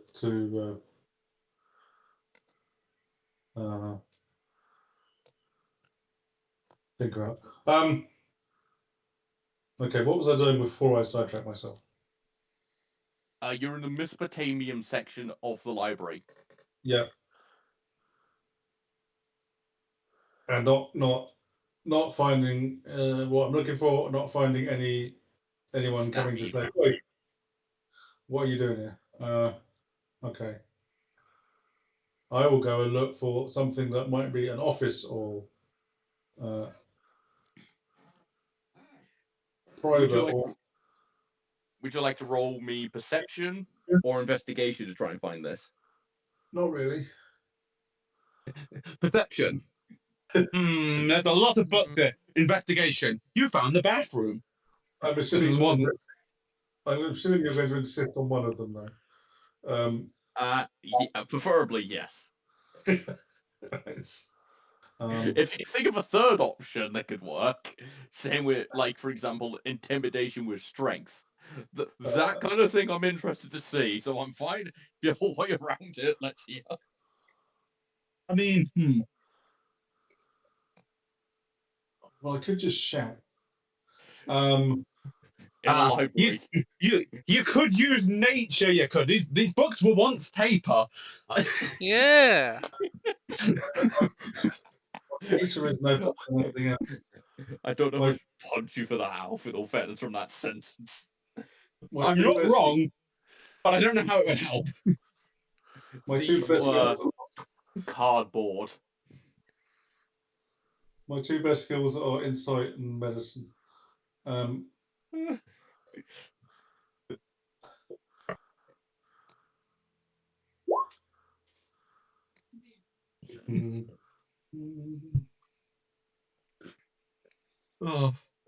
Perception. You've somehow found the entrance to the building. I'll tell you what I found. I found Carl's dice. You have. No one is rolling good on perception today. Man, I must have stolen all the good perception last time. You really fucking did, Alf. I mean, last time we had 18, 20. I think our lowest on perception might have been me with like a 14. We So nicked it. 12. We drank it all That up was last the week. lowest on perception. Yeah. This week our highest is me with is left with a 17. Or looking for racist. Right. So all I found so far is shelves of unhelpful books, right? Correct. Okay. No one's walked up to him because he's literally walked in, walked backwards, and he's looking around very lost. This is a shit. Walking around at the Speed of light. Yeah, he's just looking at signs and they're pointing in just a circle. I'm gonna look up and see if there's any convenient signs hanging from the ceiling. Normally I'd say roll me perception here, but at this point, Please. you're looking at feet. As you look up, the building seems to keep going up floor by floor. You can see people almost walking along the ceiling, getting to bookshelves attached up there. The entire building is covered head to toe in books.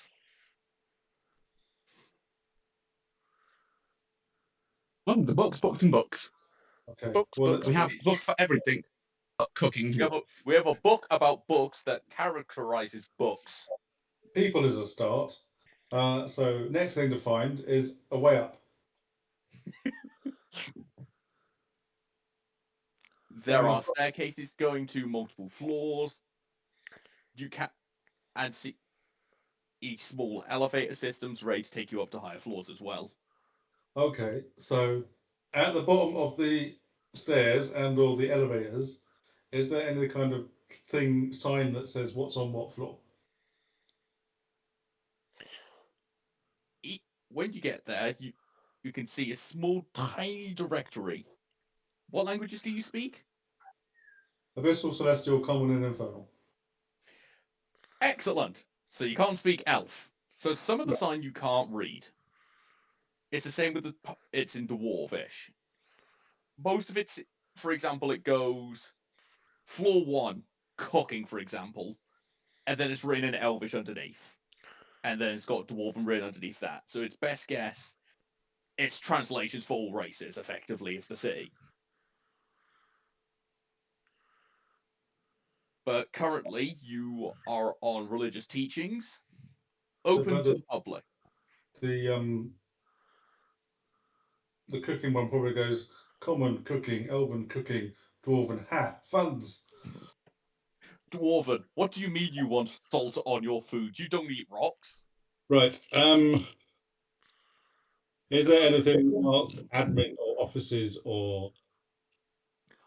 Admin and offices are floors 4 and 5, which are restricted to the public.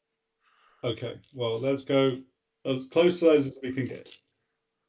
You can go up to floor 3. Forbidden magics. Floor 3 is forbidden magics. Yes. That's what they keep in the necromancy books. That might help with the other thing I'm looking for. How am I stopped from getting to floor 4? Wall of force. Just across the stairs. Yes. It's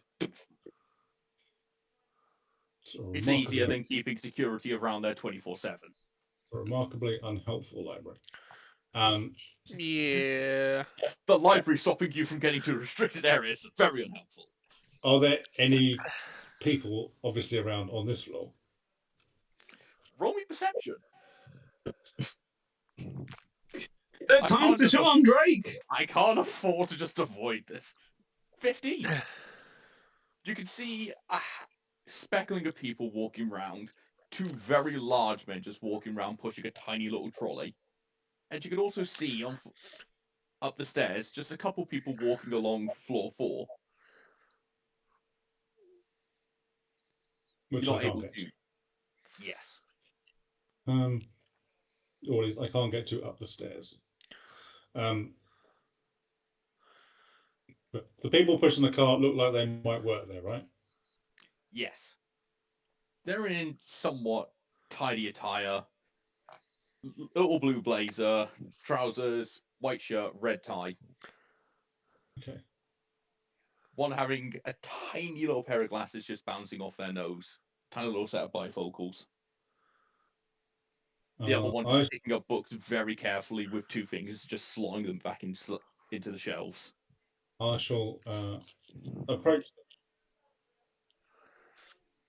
them. Goliath in disguise. In disguise.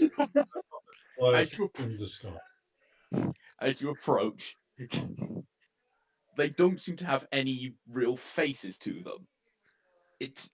They don't really have any defining characteristics on their faces. Effectively, if someone just drew a circle, dots, mouth, done. There's nothing of a defining feature on their face, almost like they're manufactured. Golems in disguise. Excuse me.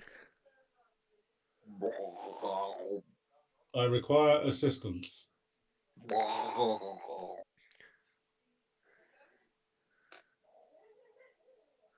You just see them staring at you, not blinking, just staring almost into the depths of your soul.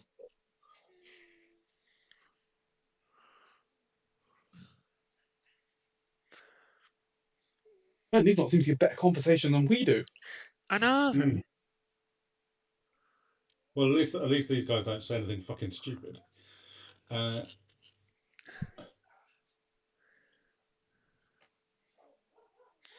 So it seems. Does it seem they're not programmed to summon assistance or anything helpful like that?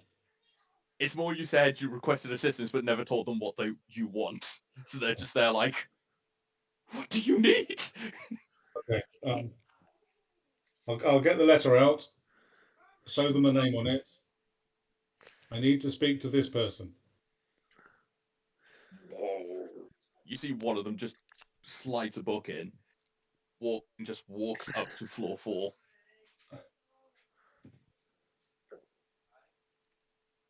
As one just gestures for you to take a seat on the car. As there was no chairs. As there's no chairs really available up here. Beginning to see why I needed a letter of introduction for this place.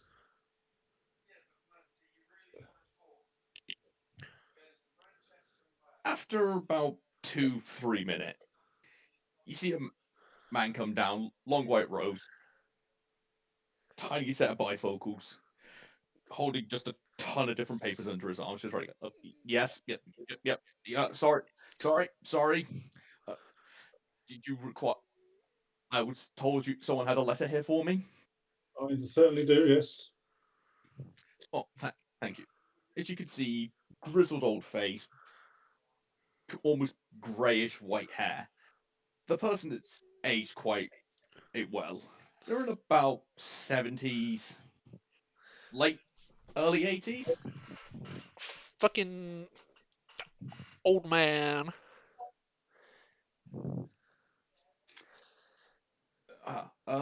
What do I owe you for the letter? Did you just see him pull out a tiny little money pouch? Nothing, but I'd be grateful if you read it. Oh, of course. Licorice all sort? No, thank you. You see him just put it back in, closes his wallet, and just takes the letter from you.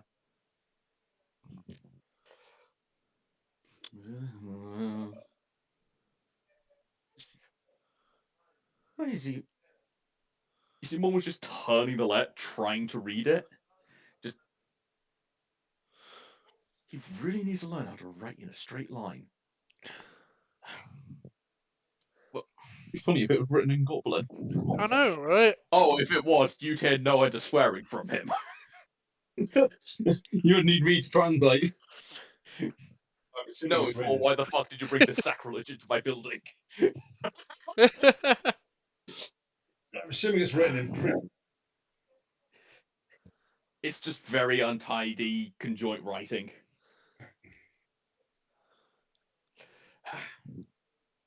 All right. It's just scribbles. So, all I could really pick up from the letter, because his handwriting is awful, you came here with questions. Yes. Well, Are these questions that could be said in public, or would you prefer to go off into somewhere private? A bit of both, I think.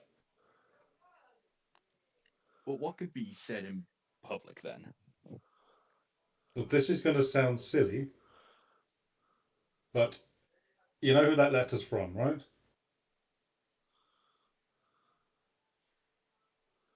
Sorry, what was that, Drake? You know who the letter is from? Yes. Yeah. What town is that church in? Doras.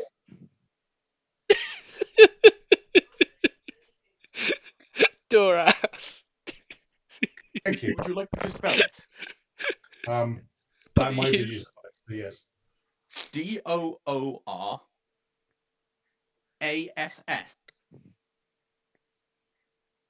Was that double S? Yes. So door ass. Yes. Yeah. Do you see why I was convinced you lot wouldn't forget the name of this town, and you did? We didn't ask for it in the first place, Dan. There's a difference. Thank you.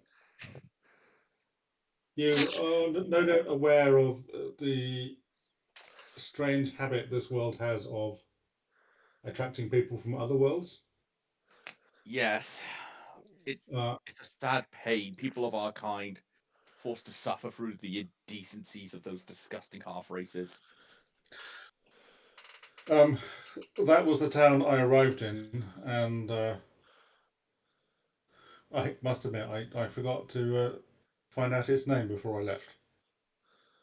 It's been a niggle at the back of my mind ever since. Well, accidents happen. I mean, you probably weren't expected to just be dropped there. I absolutely wasn't, no. The rest of my questions, though, I think are probably best discussed in private. Well, I think that's fair enough then. Please, as he gestures for you to head upstairs. You should see him walk up to this wall of force, pulls out a small key, just puts it in. The wall just drops for a few moments as you two make your way up. Corin Alf. Yeah. What will you be doing during this time? I don't know. I drank like an entire fucking pint while you were doing Drake's fucking shenanigans. And was debating getting up and go getting another one, but I was like, it's probably going to cut back to us like any fucking minute now. And I was fucking correct. So Miranda has taken refuge in the closest pub.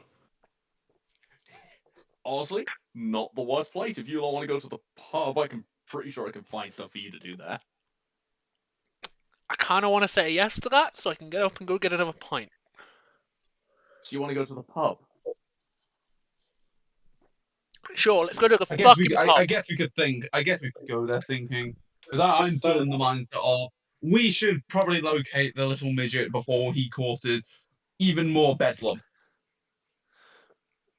Yeah. Oh, Maybe he went for a drink or something. He maybe. But it may like that.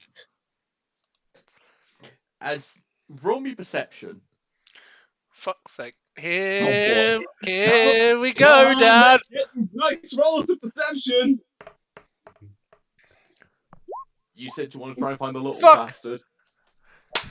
Let's go! It's shit week. When it comes to finding the little, we actually have. So where's that midget, Dad? So you can see him being taken away by the guards.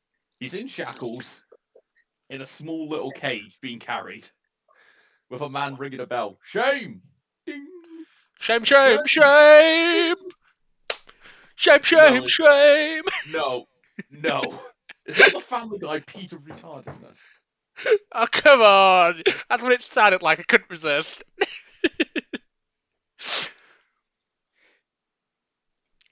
No, this is just normal. Someone walking along. Shame!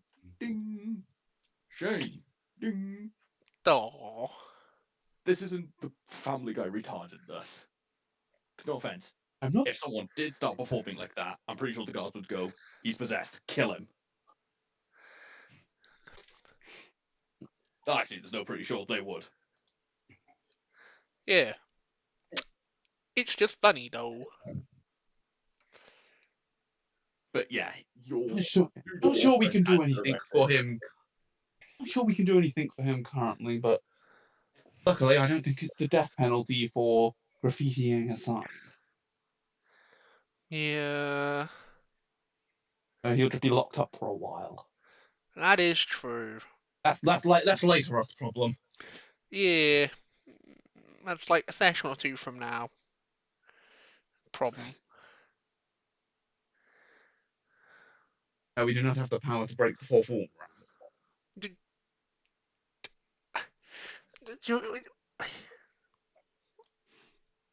Fuck so you.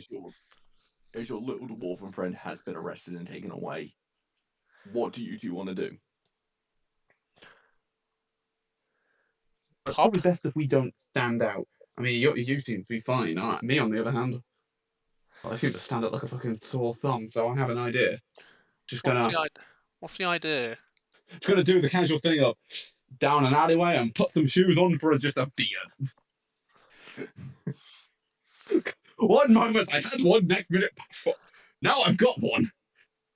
As you get the boots out and slip them on your feet, you feel your body violently cracking and changing. Can I please get, and I love to say this, a roll from you, please, just a flat D20 con save. Are you going to also be cursed to be a dwarf? Just a normal D20 or actual con save? Con save. Alright.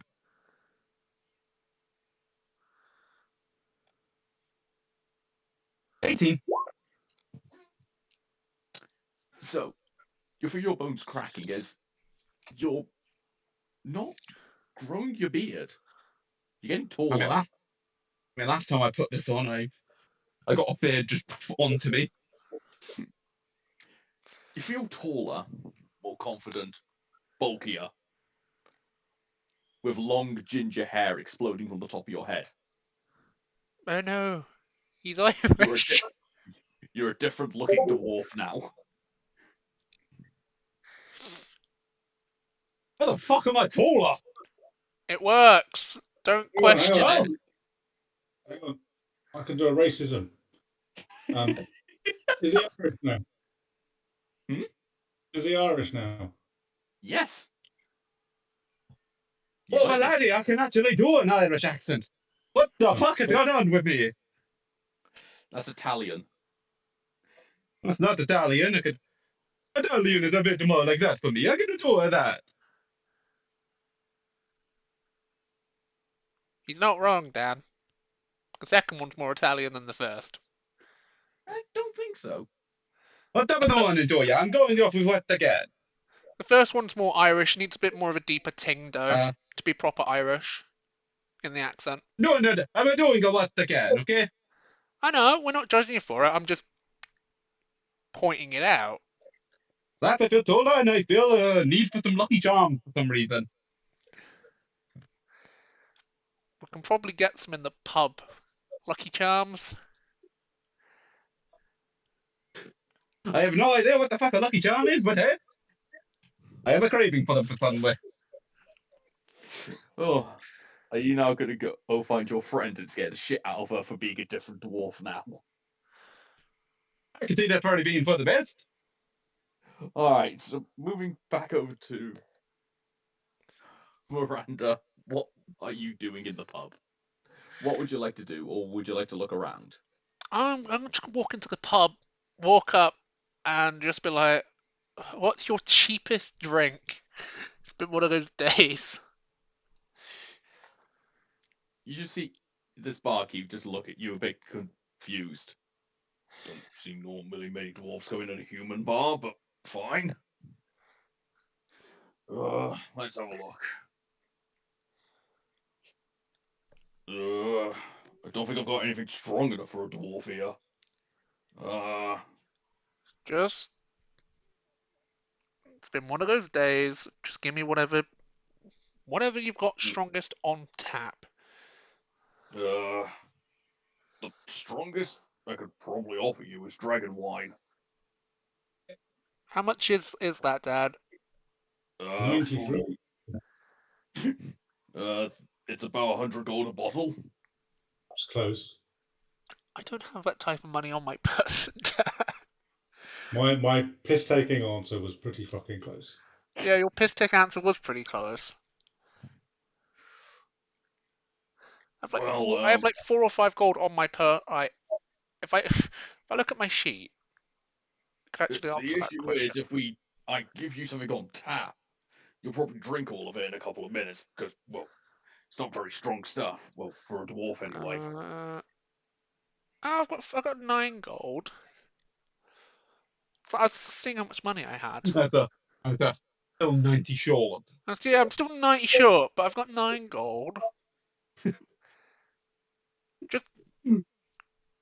Just give me a pint. 9 gold, it seems like that will do. Alright. You just see him go behind the shelves, just lift up a couple of mugs. Just pours in a simple drink and puts towards your sword if it's not very strong. It's fine as long as I can have a pint and forget about the shenanigans that have been this last day. What do I owe the barkeep, Dan? Well, you owe me 5 copper. Sound. That's actually more reasonable, yeah. I fucking pay the man. You hand over an entire silver. Yeah, you know what? Yeah, I am gonna fucking do that. I'm gonna hand over an entire You don't have any copper. The minimum you can give is a single silver. Yeah, that's why I'm handing him a silver. I'm gonna give him a silver, Dan, and just start to sip my brew. I'll get you another drink sorted. That's proper dwarfy, that is, one in each hand. Yeah. You gotta know what to do. As he starts pouring you another drink. A dwarf with long, flowing ginger hair comes towards you. I didn't know this was Love Island. Couldn't resist. With the description you've given him, I couldn't resist. Latter, we're not doing this shit again. Oh. Ruined all my fun. But I know it's you because you just said that. Do you want one of these 2 drinks? I'm like halfway through the one. I can't say no. A good old bit of alcohol works for a dwarf. I hand him the full drink.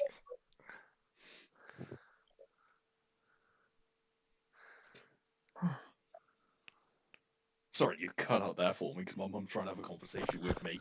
No, it's fine. As I said, I handed Alf the because you said that I had like 2 drinks in one hand. I said I handed Alf the full drink, the one I haven't drunk out any of. That's what I said before you couldn't hear me. And then I'm assuming we're just gonna have a bit of a chat while we sit in the bar. Well, I presume you'd have a chat. It'd be very concerning if you didn't. Just awkwardly sat there next to each other, staring at the barkeep. So, what is our plan? We'll have to locate our other friend. That is true.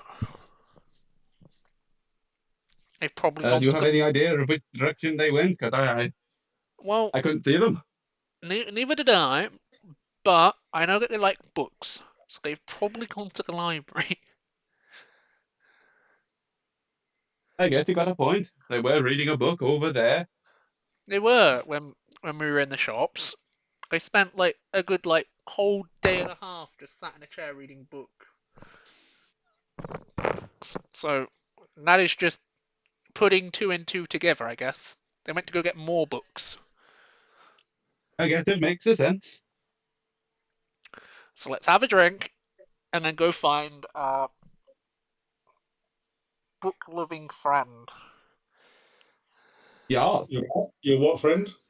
Book-loving friend. Because in Amanda's mind, she's put 2 and 2 together and went, the fact that you were sat in a corner of Margles for nearly 20 hours reading fucking books has put the 2 brain cells together and gone, right, You disappeared. Where could have you gone? To go find more books. You may not actually be in the library, like, this is me, like, in character saying this, but do you know what I mean? Like, big brain. Well, based on previous experience, she's probably either got to find a book or a girlfriend. It's one of those two, so I'm like, library, then the whorehouse. Please tell me you don't want to go to the whorehouse. Don't want to make a whorehouse. We'll go to the library first, and if she's not there, then we'll go whorehouse. Because they go into the whorehouse if they can't find it, and then she's standing upstairs by the locked floor. It is books. It is, in your own words, it's books and women. So books, and then if she's not with books, she's with women.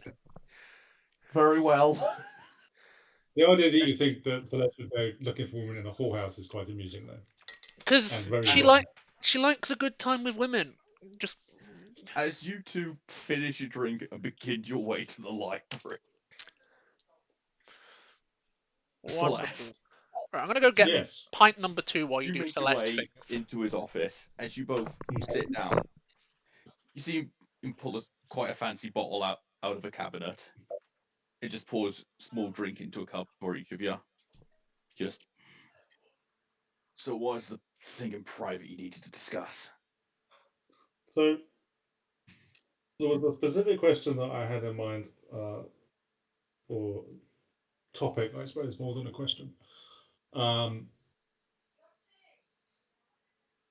When I was talking to the priest in Doras. But since then, some other questions have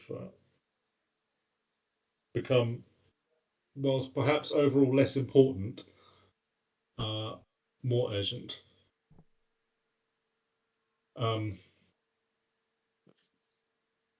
So the reason that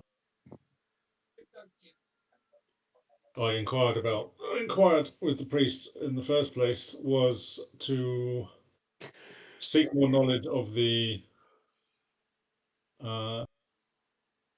various dungeons in this world, and also an entity that seeks the power of the objects that lie within.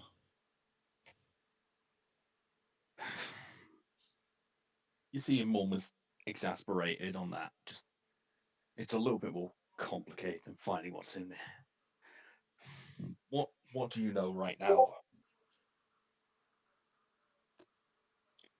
Make things quicker.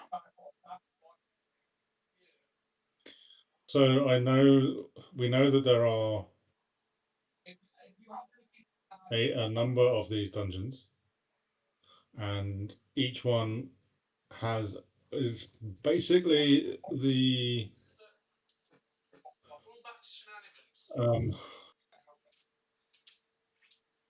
home, for want of a better word, of an object that is generally to be found in the possession of some creature, and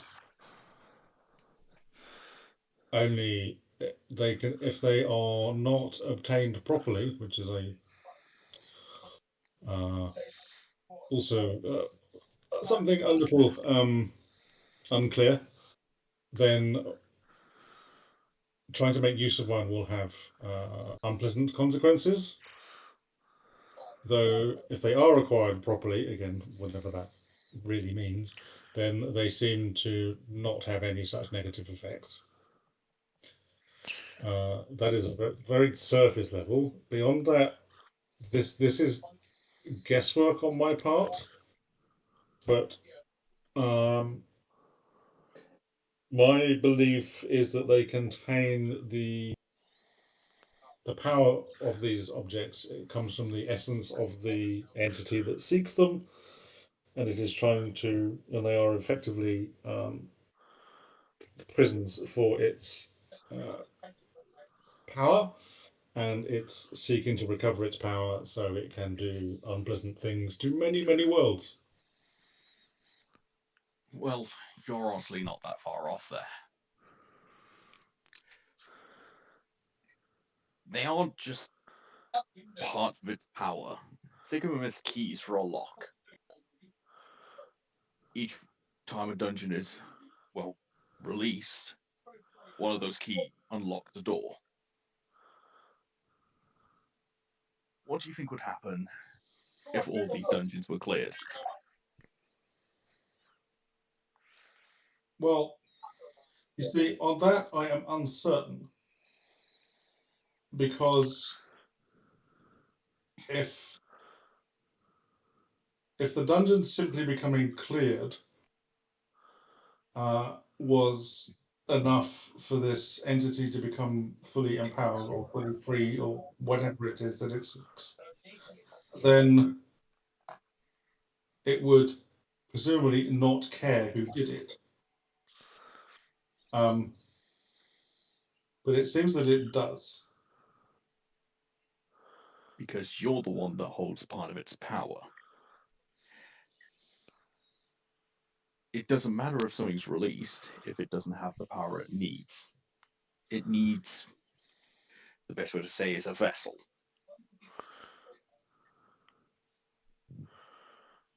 And those braces are the best ways for it to get that.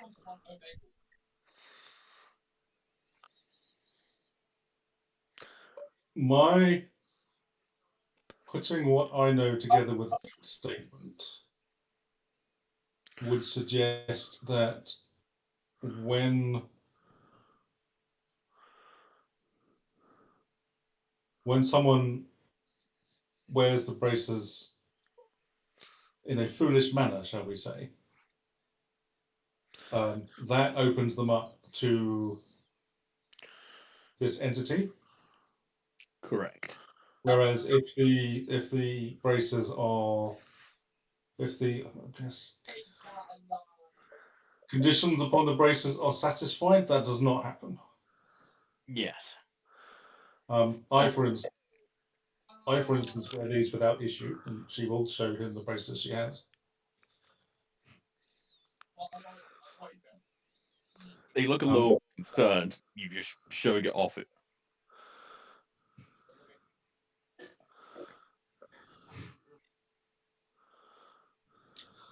She will say, she will smile at his concerns. It did seem the safest place to keep them. That I can't disagree with. A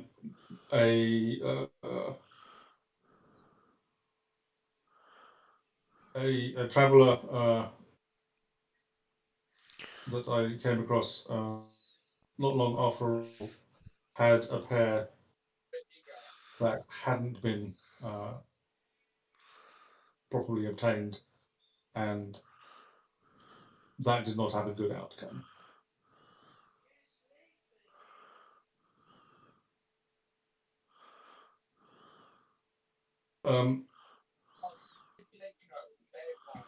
But it seems that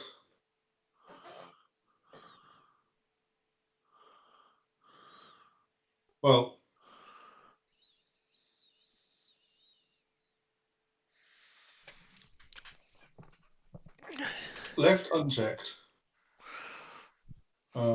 this entity's minions will no doubt hunt out all the braces and eventually come for this pair.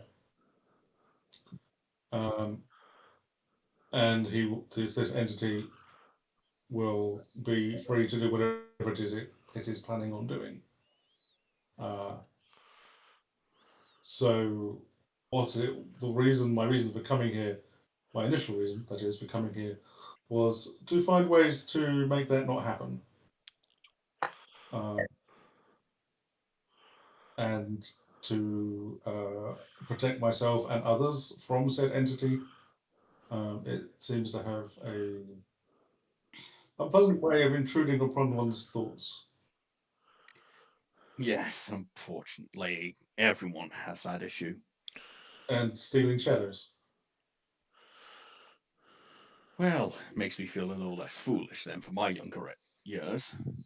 But I still have mine, thankfully. But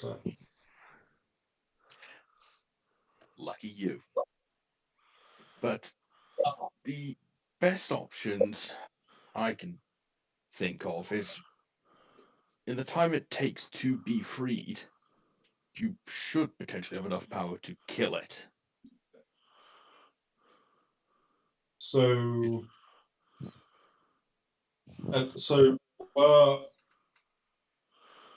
were people who did not support its goals the ones to assemble all the braces and free it? In that moment of freeing, they could be its downfall. Potentially, this is only theoretical. It's not like we've had some kind of experience with this before. I mean, our best guess is if its power is divided among the bracers, then it should be divided. Use its own power against it, and you might have enough strength to kill it. We're not 100% sure, if we're honest. Even on the research we have got, on the papers we have, it's not clear.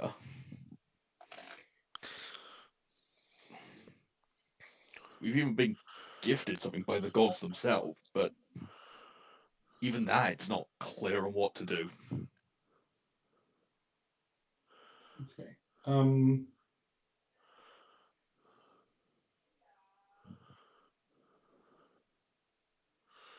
What sort of thing?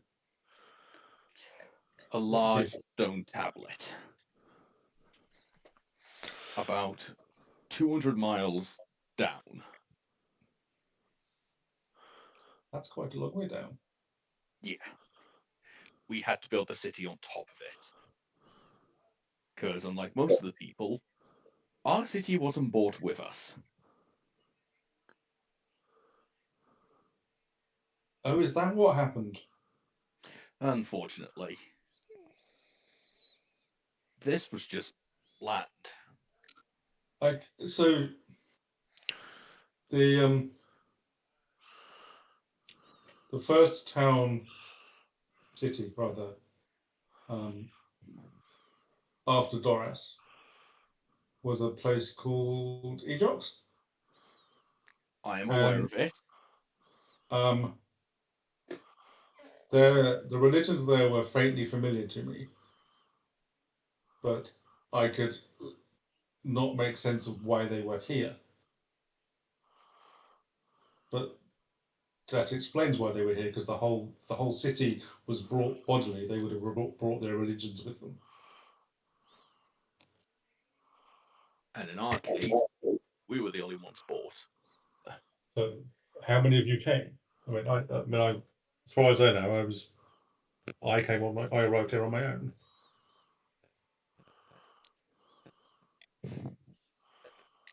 I'm not 100% sure on the exact numbers myself, but I believe it was a couple thousand, maybe more. And another question. Was Namor here before you? We aren't sure. We spent most of our time building the city when it first arrived. I was a child at that time. We didn't really go exploring. We were busy building our city, our homes. We've only had contact with Namor over the last 10 years. Okay. So, regardless of who was here first, because it would make little sense to me, at least, for people such as yourselves to build so close to such a city if they had known it was already there. Unless there was a reason such as the one as you have described, which forces you to build here. Given that you didn't know it was here, that would also explain why there was absolutely no way you could leave this city, because you have to stay here for the thing that the city is built on top of.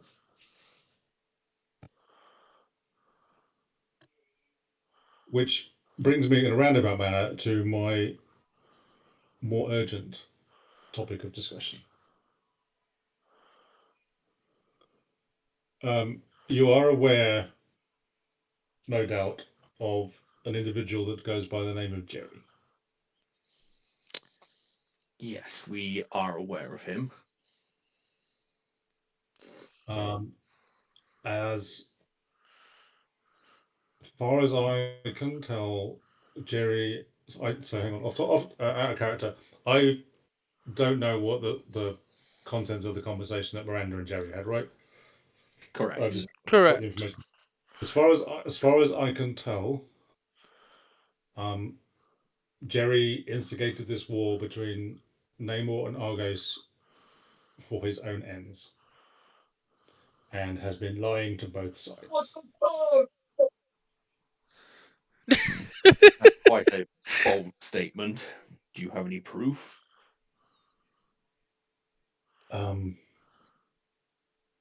What did we bring out of the factory?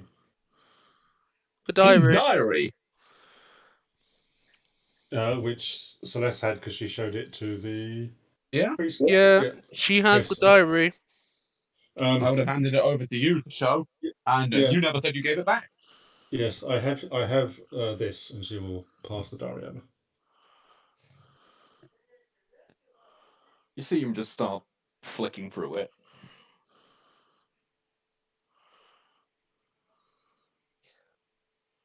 Well, I'll have to take part of your word for it because I don't know anything about Jerry's handwriting, but most of this stuff is numbers, measurements, dates.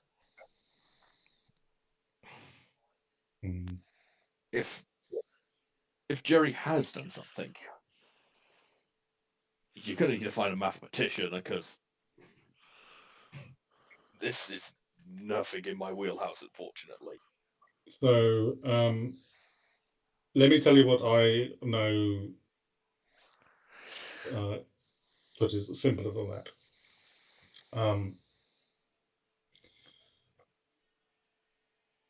There is at least a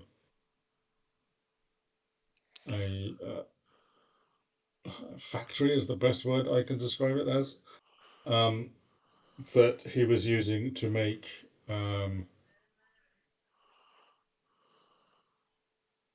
weapons that would have, imagine, wiped Namor off the face of this world.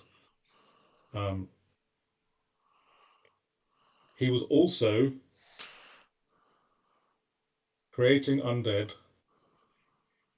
using them to attack Argos, and blaming it on Namor. We saw some be sent from that place towards this city. Roll me persuasion. Before I did see that. I am getting that right, aren't I? Yes, you have got that right, but again, he doesn't know. Yeah, I'm assuming that, given you as you asked me for persuasion and not deception. Well, that's what you saw. Yeah. I got dinner back in. I'm rolling shit today.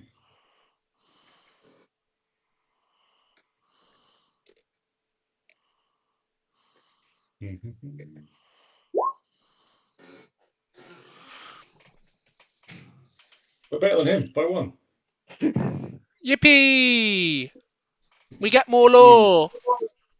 You see him take off his glasses and just rub between his eyes. Just, if what you're saying here is true, and I'm not saying it isn't, but what benefits would he have for us going to war?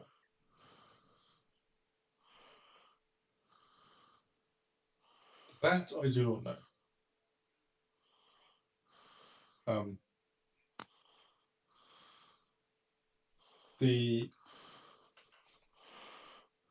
I have encountered him multiple times. His driving goal on the first encounter seems to make no sense in light of this much bigger one. His when I first encountered him, his primary goal appeared to be to take possession, and I mean that quite literally, of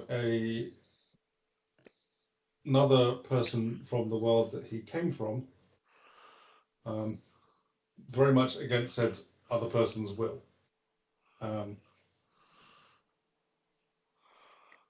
He also has some kind of arrangement with Slard, I believe they're called, that he seems to use as bodyguard creatures. But also, and this was the reason that I came here today, he uses multiple clones of himself, which appear to be made of mud.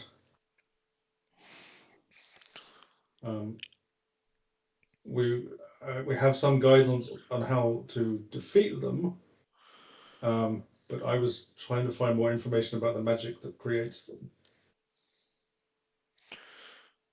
Well, at least you've come to the right place for that.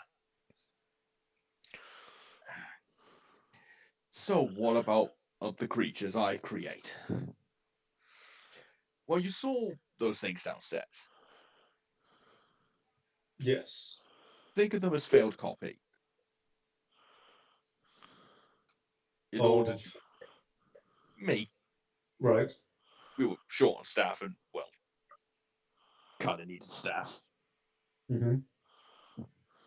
But in order to make a copy of you, it's not just as simple as mud. You need blood, bone, a structure for it to build off of. The best guess what you're dealing with is necromancy. Well, given the undead summoning, that would seem to fit. And considering the mud, best guess some sort of druidic aspect mixed in. Perhaps something along clay golems, but a more rushed job.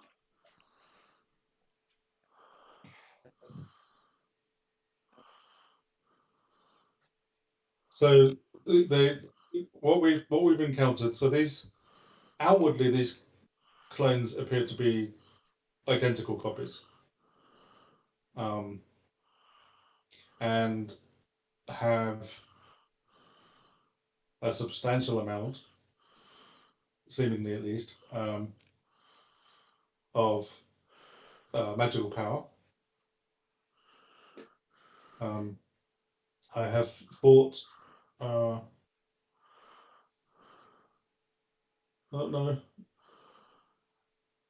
So,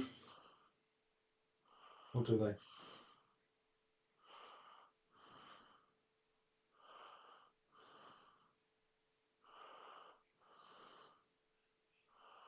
Sorry, I'm having a memory moment out of character. Oh, it's fun.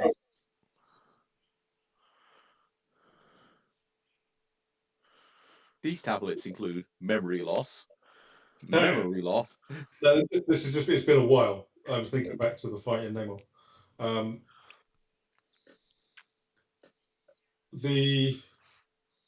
So we fought a Jerry in Namor.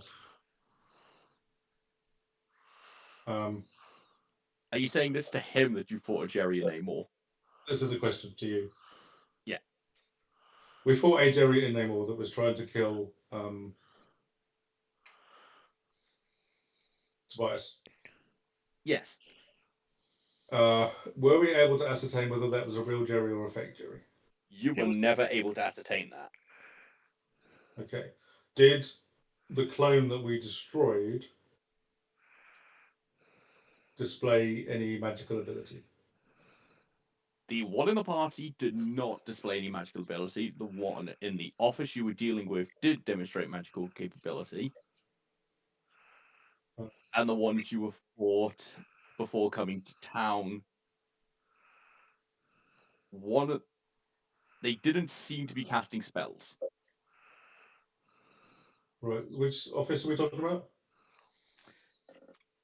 The one where Tobias was about to be executed. Right. So, but we don't know that was a clone. Correct.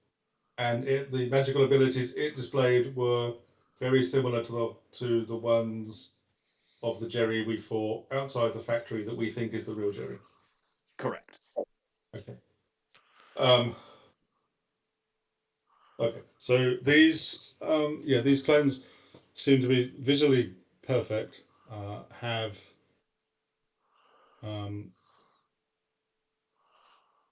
Jerry's personality, memories. It seems they act on his behalf as him.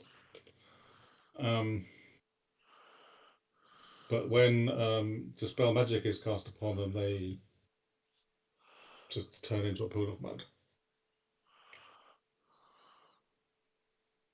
And golems, by my understanding, do not have that degree of sentience.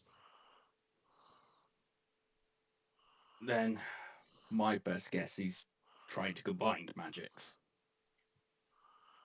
Perhaps he's trying to create immortality or mass production of himself.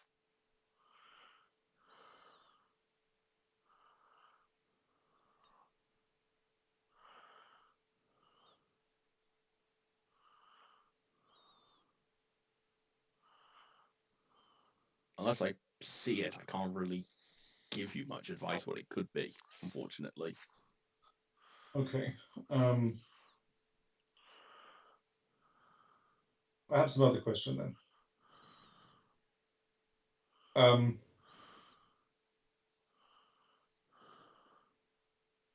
The first person here that I spoke to about what I believe are Jerry's true motivations was a priest of the temple.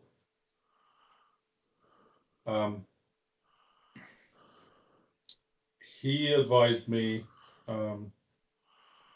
that ultimately I would be best served seeking with someone with more authority, but could give me no specifics as to whom that should best be. Can you offer any suggestions in that regard? I wish I could, but even just what you're suggesting right now, I wouldn't even know where to start myself. If he has began a war for God knows what reason, then what else has he been doing behind the scenes? What else could he have been doing to people? And if he is performing magic, like you've said, using other beings and creating copies of himself, to what end is he doing it? And if people have been going missing, why would we have not been informed of this? Okay. To go back to our original topic then.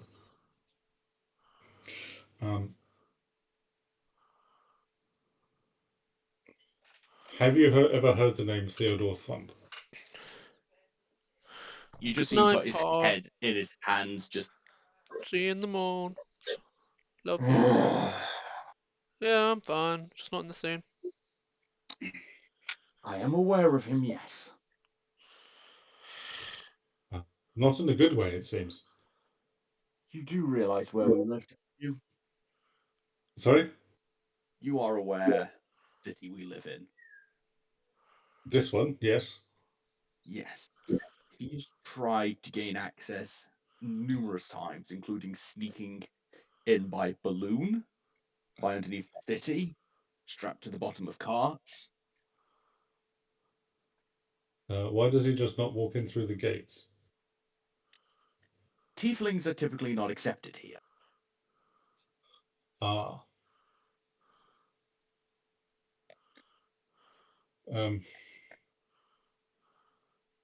Well, as they may be, he may have useful research.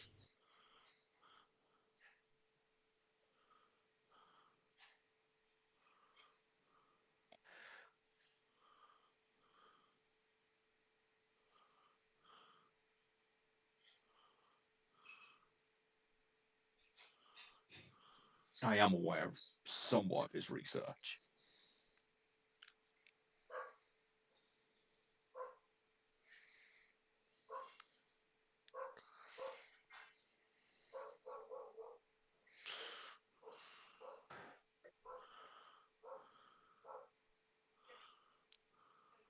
I haven't any direct conversations with him personally, but I am aware of his reputation.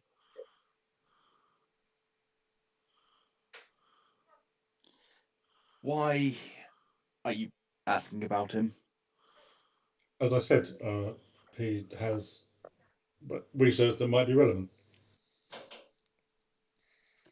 Then unless you can convince the entire city to allow effectively a demon to walk through the streets, there's not much I can really do, because I am not of the age to travel anymore. He just needs some boots. He does. Get him some boots.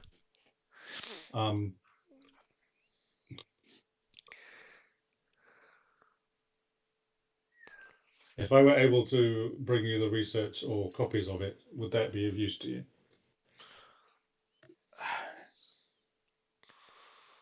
I'm not sure of how much use it would be to me until I see it, but potentially yes. Well, assuming I survive this first disaster, I'll perhaps look into that. Hopefully we'll all survive it, this disaster. Oh,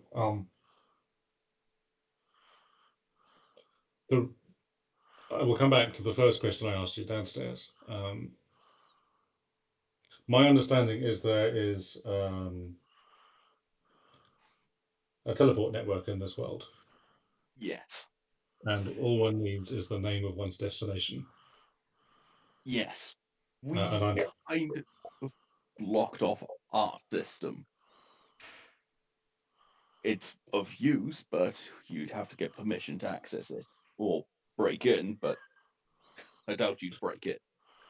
Who would I need to get permission from? That would be my question. First, you need to get written permission from a high authority within the city, giving you access to it. Then you would also need to get permission from whoever's running the facility where the gate is at. And do you know who either of those people might be? The person in charge of the gate right now, her name is Tressa. And she is a complete bitch. So, good luck with that. A person of influence, temples, churches, most of them carry some influence, so it could work with them.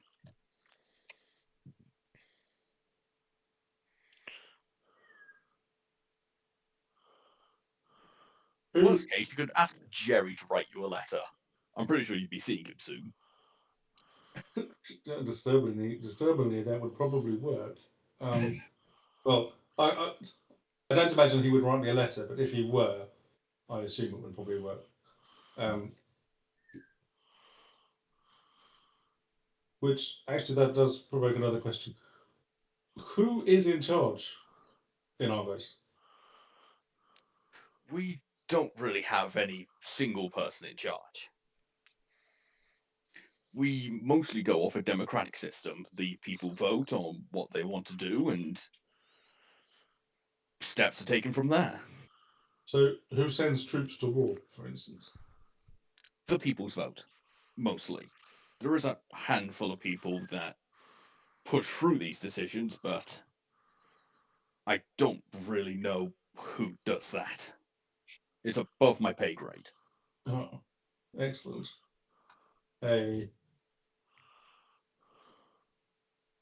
Outwardly, what's the word I want?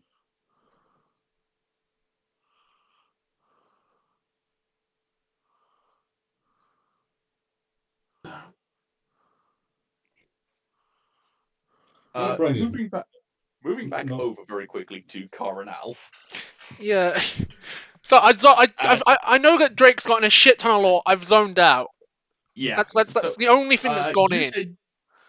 So, very quick, just to summarize, you went to the library during this time. Roll me investigation for Drake at disadvantage. Because sure. He's on accessible floors. If he's not there, we're going to Hooker House, Dan. Yeah, I know. That's what I'm saying. Roll at disadvantage. Alright. 1 investigation. 2nd investigation.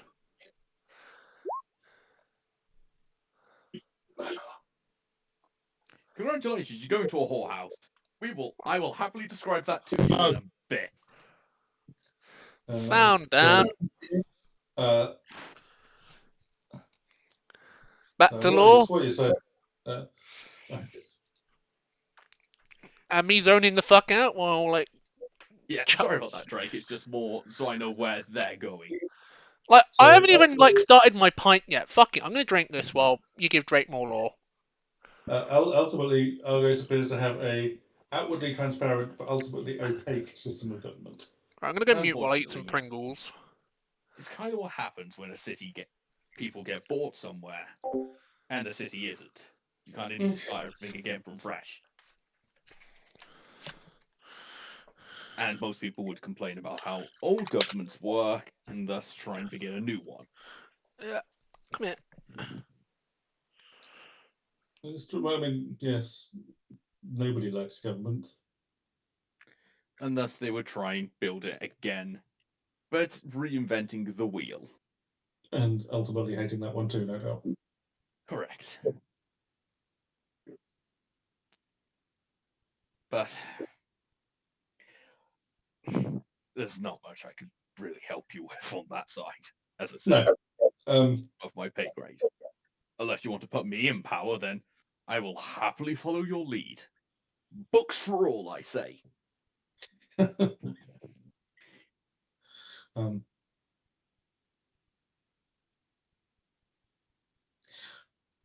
One last question.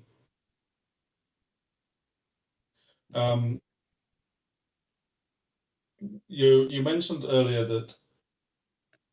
that someone such as Theodore would be unwelcome in this city. Yes. Is that a sentiment that you brought with you, or one that developed since your arrival? That's more upon our arrival. Can I ask why? When you get raided by orcs, Dragonborn, Goliaths, goblins on a daily basis, you kind of build a bit of a racist mentality towards them. So the people that arrived here cityless were of the races that are now represented and welcome here. Most of them, yes. Originally, we were mostly humans and a handful of dwarfs and a handful of elves, and over time, more have joined us.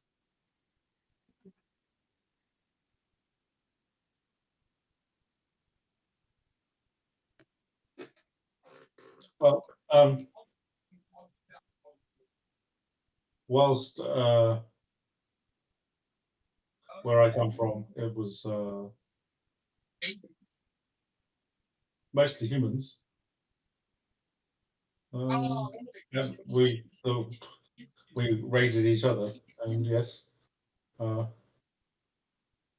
we hated each other for it. So that sentiment is quite understandable in the circumstances.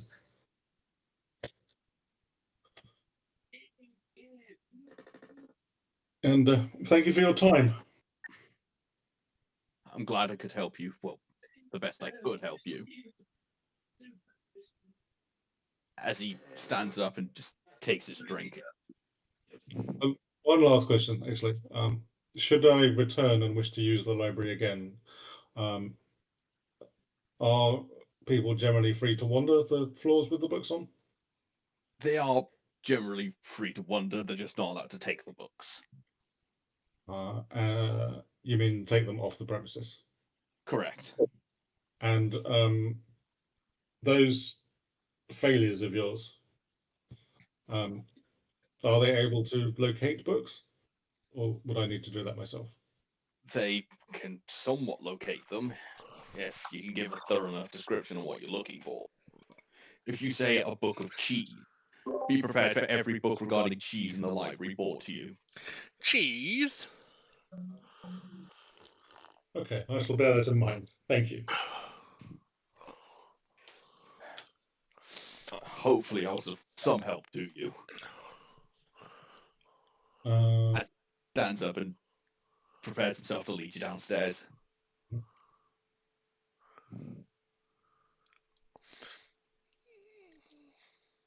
Moving back over to Bert and Ernie. Yeah, I'm going okay for now. Need to look. Can you two please roll? Well, are you two wanting to go to the same whorehouse or different whorehouses? I need to ask this now. I don't know, Alf. Same whorehouse, different whorehouses. I'm asking in fear.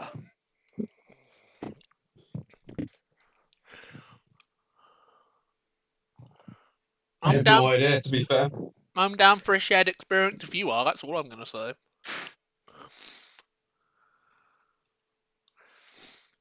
Dan, for your simplicity, let's just do shared whorehouse. Alright. Can you both roll investigation, please? Sure thinking.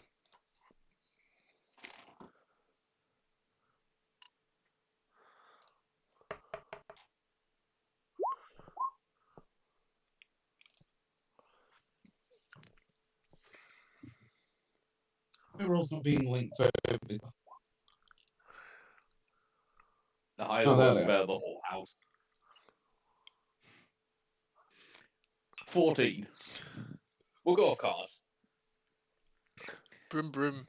Well, wandering around the back alleys of the streets, you find a small red light district. As you just blindly choose one, you have entered the Nun Hut. Okay. Oh, it seems like where somewhere Celeste would go. Yeah, I know, right? What do we see, Dan, as we enter not just the red light district, but the nun house? As you walk in, all you hear is "Ah!" As you see women of all varieties that you can have within the city, dressed in scandalous different versions of nun outfits. So just like the sexy... Yeah. Sexy some nuns. punishing customers, some flirting with customers, some just bringing drinks to tables. Okay. I'm just going to take a quick scan for Celeste. You know what? I'm going to do the same. I'm going to roll a perception. Let's see what we see. I'm not here to lose money. Now they're gonna when they find Celeste, they can ask her if she's got a slightly problem. Do we find Celeste in the nun house, Dan? No, you don't see her in there. You can see there are private rooms. She could potentially be in one of them, but she is not in the general vicinity that you can see. I'm going to go up to the front desk. Have you seen a priest? That was actually going to be my exact question, Drake. Have you seen a nun about yay high? Latty, have you seen a nun about yay high wearing very bright robes like you can basically never stain? That's all you got to really ask. As you say this, do you see the woman lean forward as her breast just hit the counter? Just do they jiggle? Anything in particular, sweetie, or do they? Am I do they... they... for you? Fuck's sake. No, we're looking for somebody else, someone who would be a customer. Yeah, we're looking for a customer in the exact same outfit, but instead of skanky, it's fucking. No, it's not the exact same. No. Fucking... Yeah, it's an actual fucking clean shit. It's not that what the fuck that she's wearing. Fuck yeah, true, right. Really, my clothes are clean, as you just see her lift them. You see, spotless. Wrong design of clothes we're looking for. Yeah, I agree with that one. We're looking for an actual nun who would be here to get laid by another nun. Is she here? Are you requesting a threesome? Well, it's a bit awkward you bringing someone with you. We don't typically do that, but I'm fine. We're looking. We're looking. I'm going to assume, with the fact that we've asked them several times for a nun wearing bright, spotless clothes that physically could not get a stain on them even if they tried, that our friend did not show up here. Yeah. She must have gotten lost in How the about books that? then. Look, if you're looking for a friend, why not rent a private room and wait for them? We can make sure to show you a wonderful time. For as intrigued as I am in this, Dad, I feel like we're going to derail, and I don't want to derail with how much fucking plot we've had this week. I feel like we're going to derail.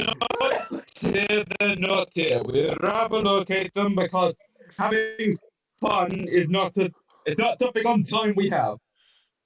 Oh, are you wanting to be punished instead then? We can do No, that. no. Bad nun. That's the whole point. Oh, you want to punish me, sweetie? That's as fun as that as fun as that would be. We don't have the time. Lad, don't speak. But there's always you know the fuck though. Lad, she's running on pocket change over there. You're not getting anything out of her. At that, she just stops looking at her and just looks at you. And you, big boy? I've heard big things come in small packages. Well, fuck you too. Shut the fuck up, Brokey. Shut up, whore. Bitch, at least I get paid for work. Fuck you.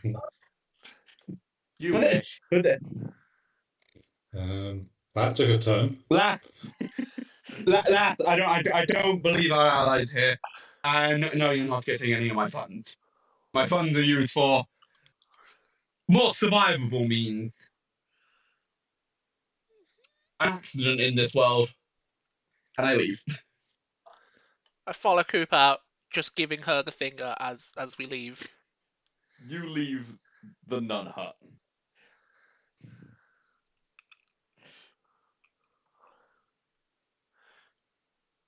Where are we going next, Coop? We have plenty of places to go within the red light district. Are we sure she's not in the fucking library? All I found was books on cheese.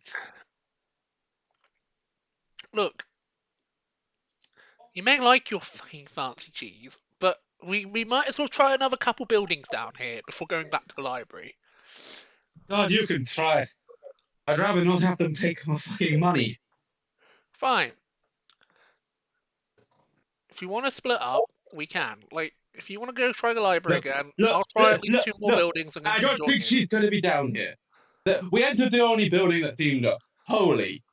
Yeah, but she does like vampiric women, so there could be no. There could be a secret fucking vampire whorehouse in the red light district. In a fucking holy city. I think it would have been exterminated long beforehand. What if it's like secret fight club, but instead of fight club, it's secret whorehouse for vampires? I'm shooting my shot, alright. I know fucking Celeste's taste in women. God, I've been with them fucking longer. They were probably in a part of the library we didn't check. Fine, we can go check fucking books again. I mean, we only just skimmed through the lower floor and went up to the upper floors and just skimmed around. We didn't see anything. True.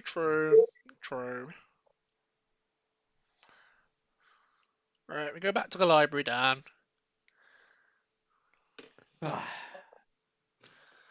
You make your way back to the library as you would see Isoless leaving it. I'm just gonna point and go, There she is. Wait!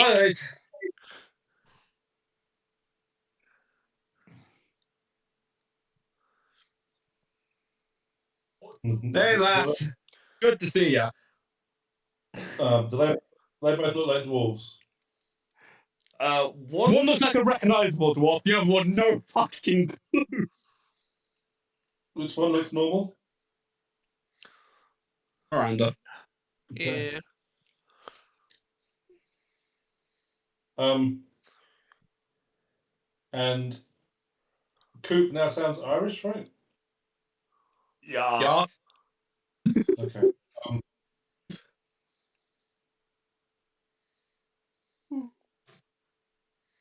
I'm assuming the tall, red-headed Irish dwarf is carrying Coop's gun and other stuff. Yes. Coop. Got last. Never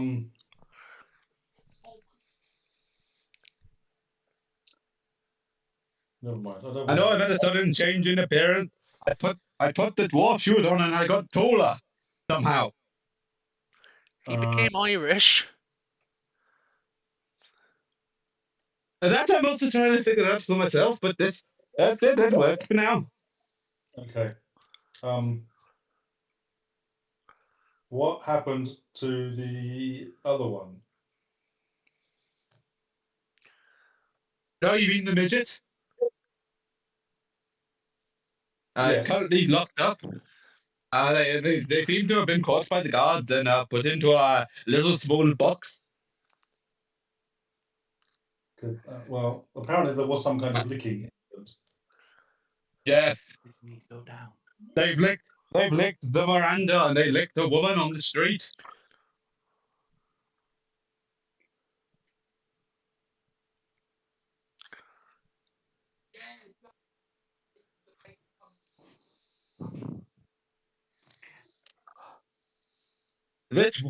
And well, it defaced the sign.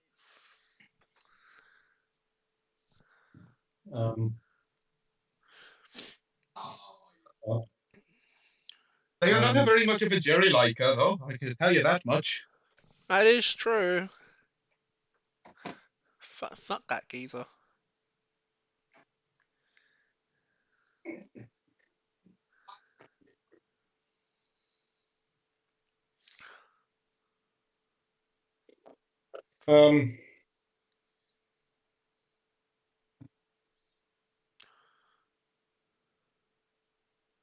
We need to find someone to talk. Yeah, there's probably a few locations around here. Just sit drink like that. You just went all crackly for a moment there. Still is. Perception, trying to see if I can feel respectful. I heard. I'll never get perception out of that. That's what I think we roll. Yeah, but I don't know what for. But I'll roll it anyway. Investigation. To find talking thing. Dan, you're a fucking robot right now.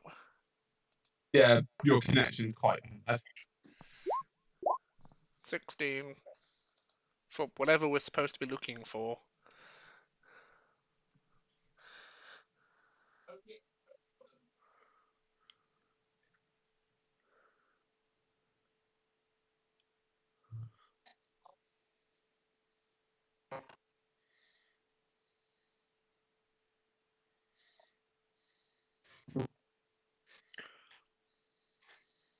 Luke, that better? Yeah, we can hear you. That's a lot better. Sorry, I was downstairs in the kitchen making myself a margarita. Because I was expecting you lot to start plot dumping and info dumping to each other. But yeah, roll me investigation or perception to try and see if anywhere private you might want to go to, be it pub, hotel, bar, whorehouse. Please don't be the whorehouse. I don't think that would be Celeste style.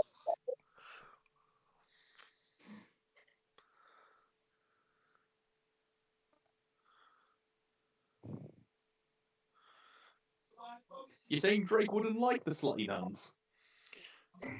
I mean, the red light district probably wouldn't be their go-to spot. But if they learned of the slutty nuns, maybe. Yeah.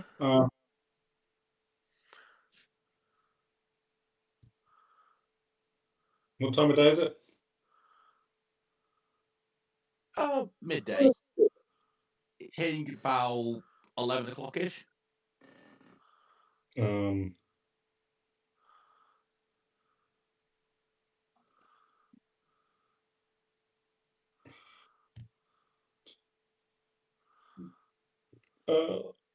old human? Well, no, not any old. A respectable-looking, human-sized inn will do.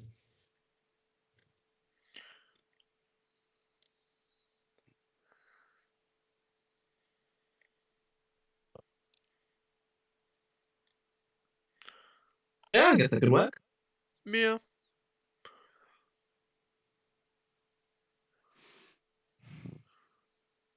All right then, to a regular human-sized inn. Yeah, I was literally just going through my notes, seeing what you could find. Sorry. All right. Got absorbed in my notes. You've got a handful of small little taverns you can go into. There was some sleeping areas above the red light district, like Owl Rent hotels. That's it really. Nothing. A regular tavern we go. Regular tavern. Thank you for being normal. For as much as I want to say the red light district, I feel like that's going to be one option the other two don't to do. Let's go fucking normal man's tavern and have a fucking chat. I love Car's somehow annoyed about this. I am annoyed, but it's fine. How dare you want to go to a normal place with normal people? Yeah. But I know it's going to push the story forward, which we need to fucking be doing at this point. Tell you what, if you want to go to the whorehouse, you can go to the whorehouse. No one can stop you. No, I want my character to know the fucking law for a change. Well, except the madam of the whorehouse will stop her because she knows that Miranda's got no money. Well, that specific whorehouse. Go to there's fucking plenty more. The next one they go to. Buy a cheap fucking room. We've already gotten word you are pocketless. Don't worry, you can rent out time with one of the men that comes here. You just have to pay us. Anyway, let's go to the fucking tavern and bloody law dump, because that's what this session is. You find a nice, small, little, simple tavern just hidden away along the back streets. Very calm, very relaxed. You can hear some people singing, just.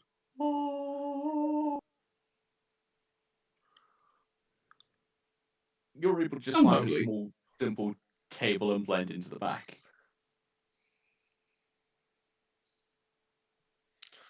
Okay.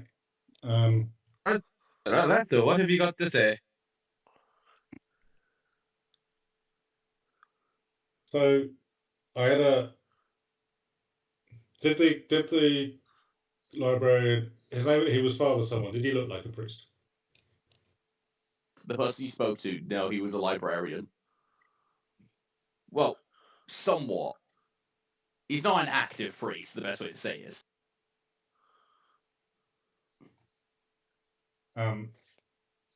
So, I had a chat with the librarian.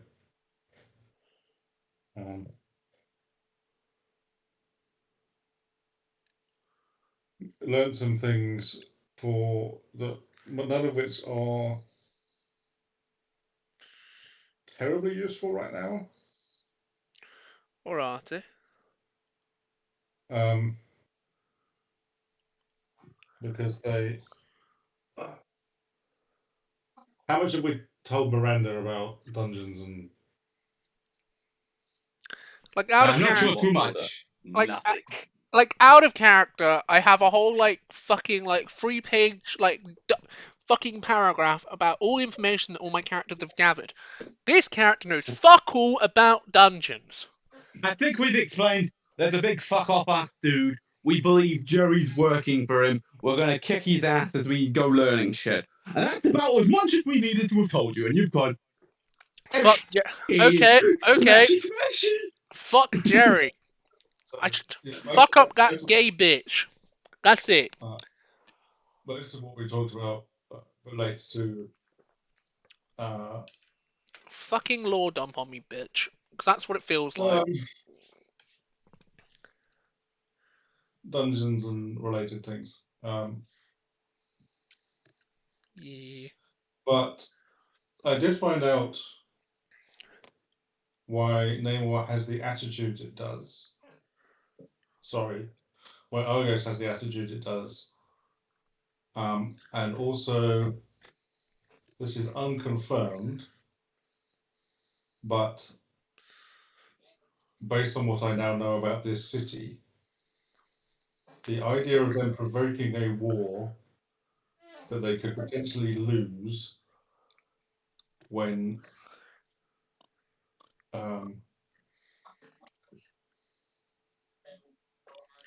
seems unlikely unless they were pushed to it. Like, whilst they may not like the fact that Namor exists, based on what I now know about this city, them going to war with Namor purely for that reason would be a mistake. Well, what Lass was able to pick up here from our good old pal Jerry, she was able to at least get what could be the whole plan, could be just part of his plan. Yeah, the fact that he wants to use this war to stop people going into the Double Dungeon and the Vampire Dungeon. Can't remember the name of fucking Vampire Town. I'm looking at my thank you. It's what's called. I couldn't fucking spell it, so I just wrote down Vampire Town. Did you say in order to stop people from going to those dungeons? Yes, he wants to stop people from being able to go in and get the fucking braces.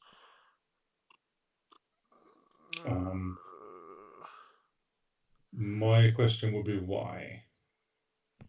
To stop Shadow McGee. Oh yes, it would stop it. It would stop the motherfucker from getting to the braces, but at the same time, it's just basically a last stop on his shopping list. Yeah, that as well. If he wants the braces here, he can just wait out until, he has all the others. But why go to all this trouble? Why not just go and get them now? That I don't think he has told us. He's just guarding them here for the time being, which, I mean, there's 2 here. That's some of them. As far as we're concerned, this might be the only dungeon that has 2 braces on it. Isn't it 2 dungeons, in fact?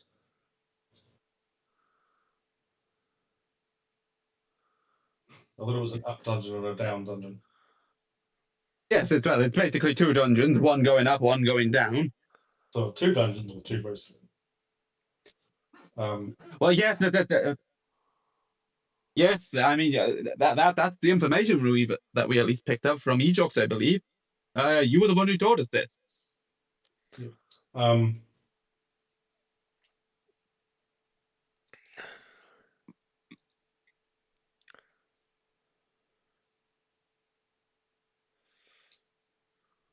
I also, I think I didn't ask to save the poor man further embarrassment, but I think at some point he may have lost his shadow. Oh, poor old geezer. He lost his shadow.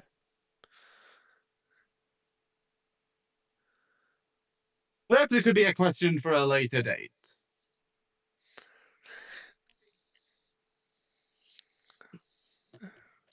From the first town that we were at, he was a bit ick when he saw me without mine. You're a bit shadowist? The thing that troubles me is that Jerry seems like the sort of fellow that would not want to be subservient to such a creature. And ultimately has his own plans.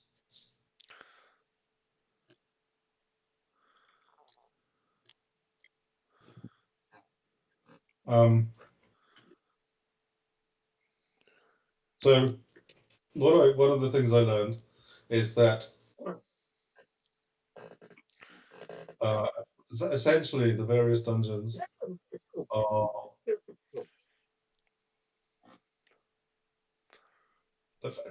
in a manner of speaking all locks on a prison, and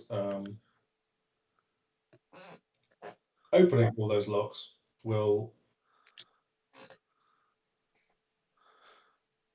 free what's within. In a minute. But at that specific moment,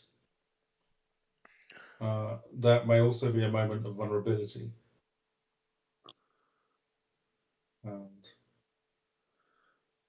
my suspicion, and I really hope I'm not giving down ideas, is that Jerry might be seeking to use that moment to usurp the power rather than free it. I have no idea.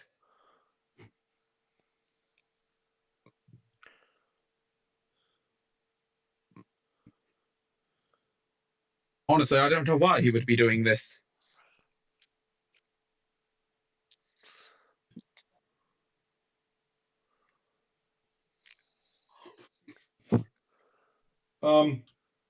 There is one slightly disturbing answer to that question. And that is, if Jerry were able to acquire ultimate power, you would no longer be able to resist him.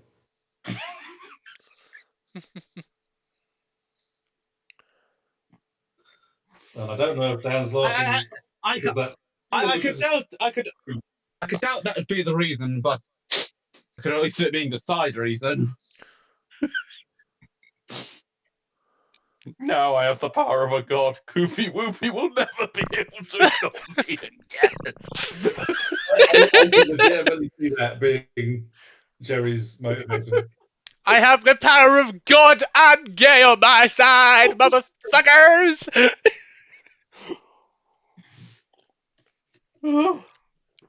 This is why I want to change the entire plot just to be that. Please.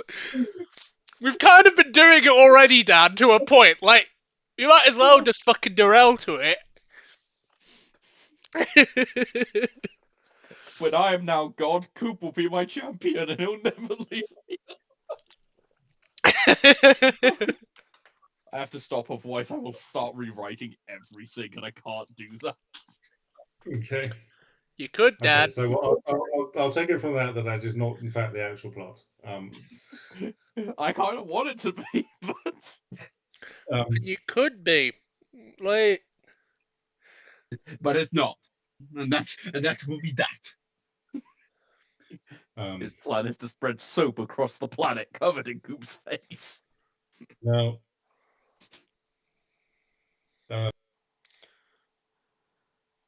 haven't yet figured out who it is that we would need to convince here to stop the war. Argos has a curious power structure. You know, we could always find out by, I mean, the guards are going to have a boss, and if we find out the boss of the boss of the guards, we might be able to find who's the boss of the guards. How do you suggest we find out who the guard's boss is? Well, I mean, there's many different ways we could do it, lads. We could, ask them, follow them back to their guardhouse. And they will probably tell you watch captain or something like that. Well, we ask the captain, and then we ask the captain who their boss is, and we go from there. And why do you imagine the watch captain would tell us such a thing? I don't know. It's just an idea, isn't it? Okay. Well, let's go find a watchman and you can try your dwarven charm. Let's go! I mean, it was just an idea. Unless you lot have got any better ideas. Hump Jerry to oblivion. He'll somehow stop fighting everyone. Well,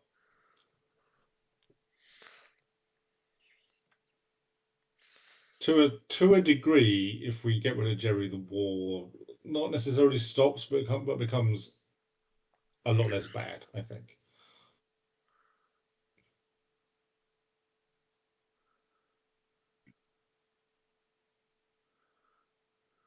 But I mean, the side's no longer being supplied nuclear fucking weaponry. Yeah. So, you want to go find a guard coop? By the sound of it, that's the only plan that we've got. May I make a suggestion, though? Yeah. The guards are, I think, looking for. Well, they're looking for both of you, but you don't look like you anymore, so you'll be fine. No. Miranda does look the her that they are looking for. Yeah. So perhaps we'll wait here. Yeah, that probably could work. I mean, we could always put the collar or polymorph on them, but I don't exactly think the possibility of turning into a maybe hellhound would be very good in this city. No, probably not. Oh, I did find out why they dislike other races so much. Why is that? Apparently, well, no, I can't say for certain, but my feeling from what he said is that Ejox. Well, you know how we all. Did Miranda come from somewhere else?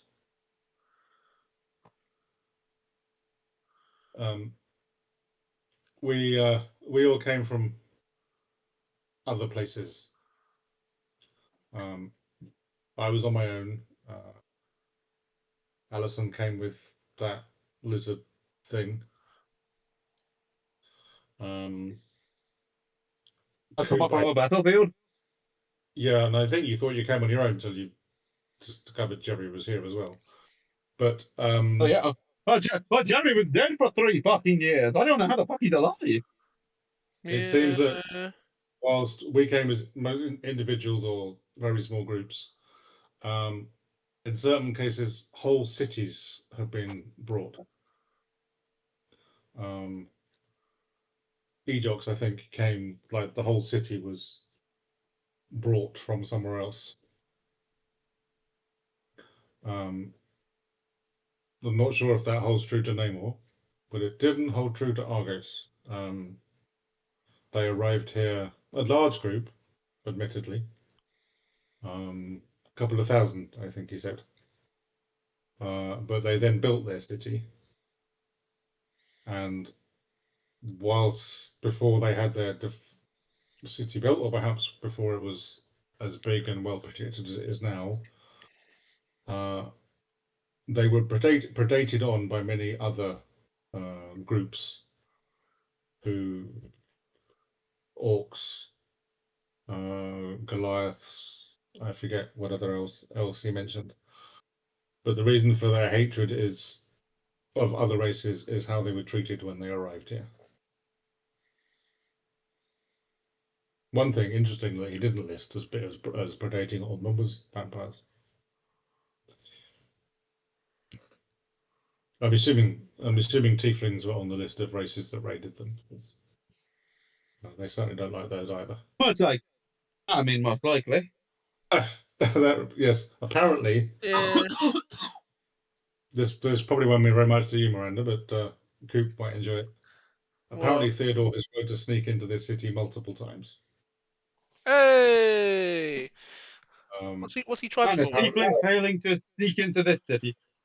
Apparently, he tried to get it by Bloon, strapped to the bottom of a cart. And he didn't think a funny mustache would have worked. Seemingly not. Womp womp. I mean, pointing at Miranda. A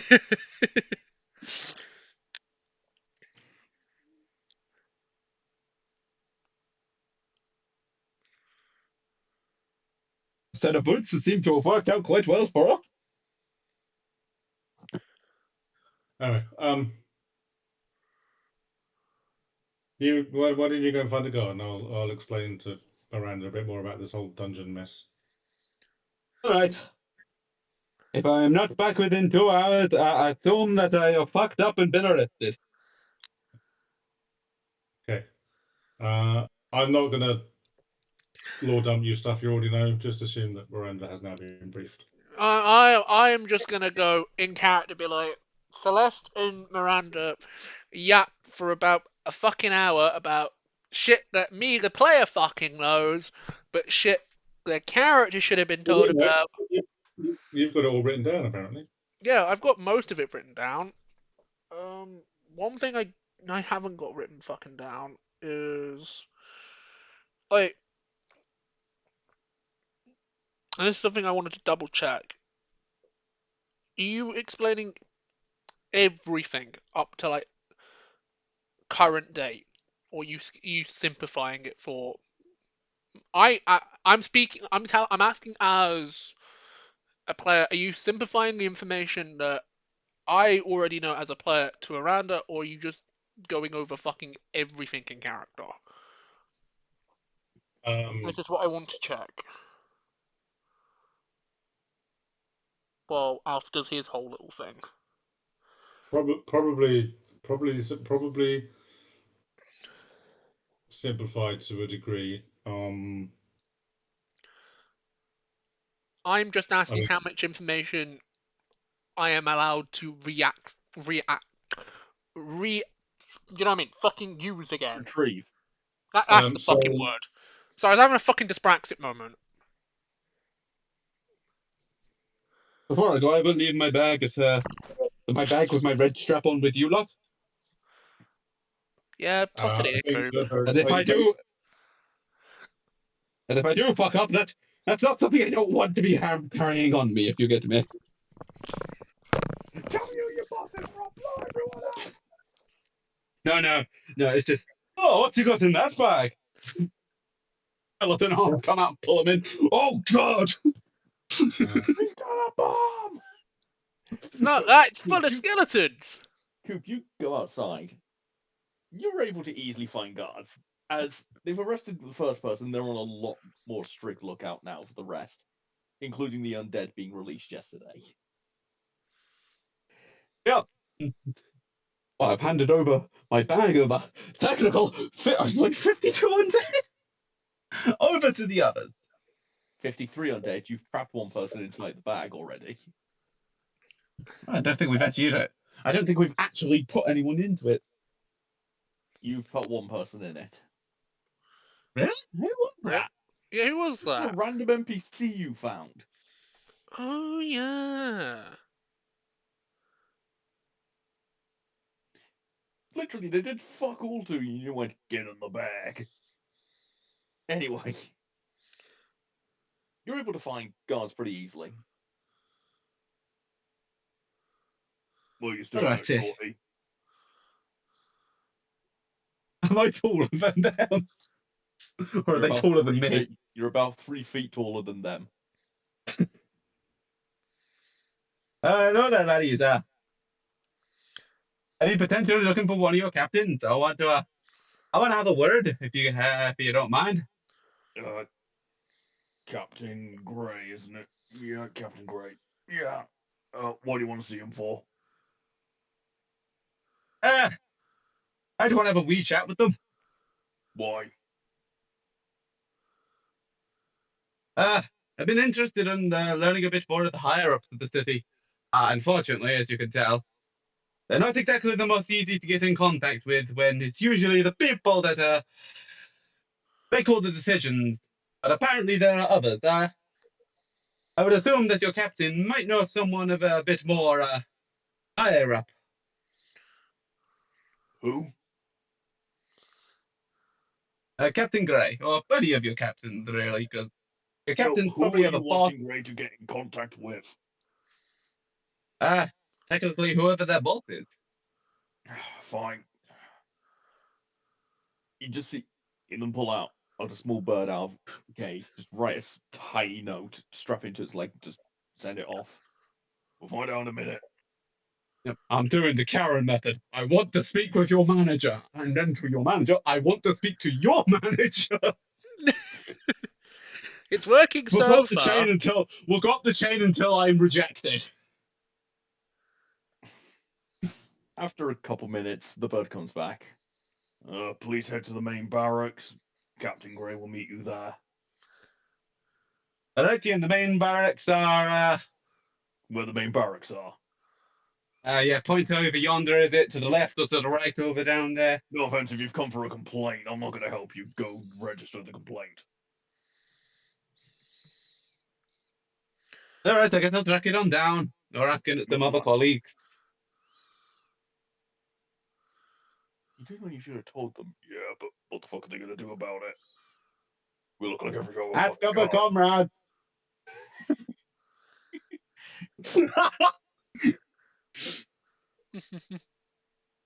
As you go off to find the barracks, can I get an investigation from you, please? Right.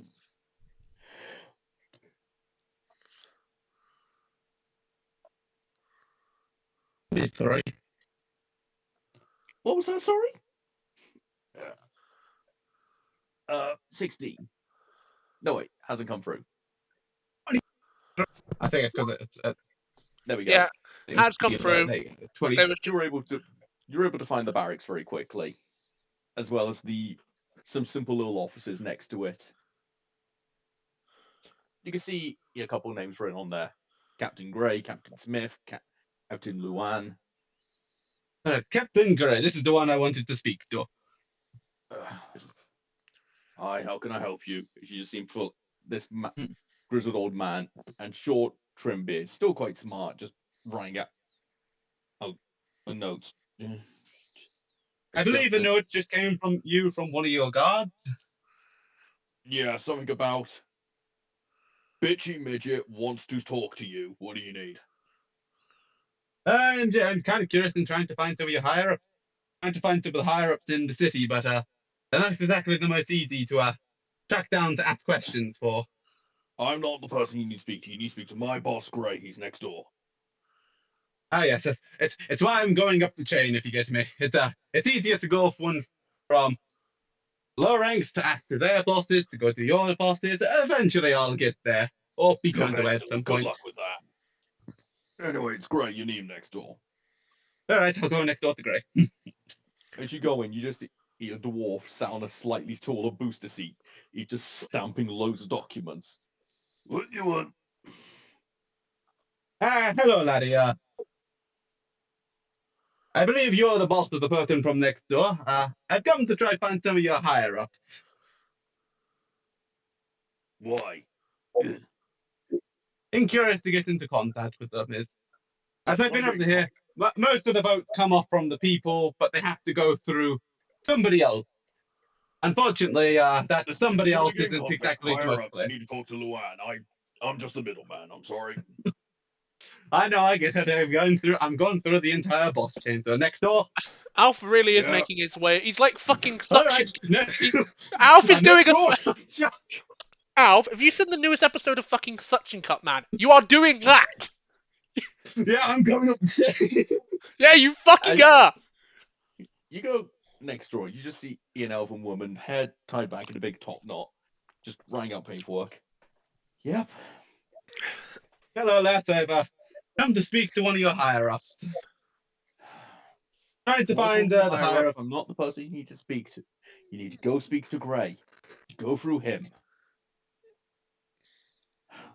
Gray's the one at the start of the whole.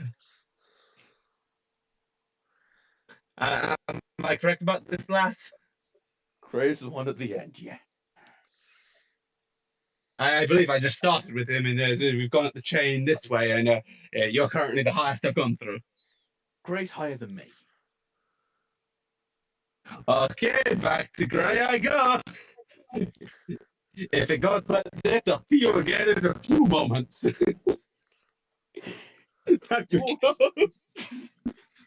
You make your way to Gray's office, you just see him there staring at you. Why the fuck are you back? I went to your next door. Your next door told me to go next door to them. My next door told me to go next door to them. And your elven lass just sent me back here. Well, she's wrong. You have to go next door. I told her I'd probably see her again in a moment.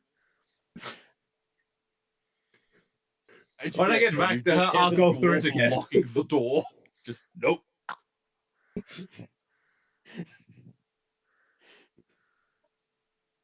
And you just hear him yelling in the middle of the office. We're not playing this game. What if you can deal with them?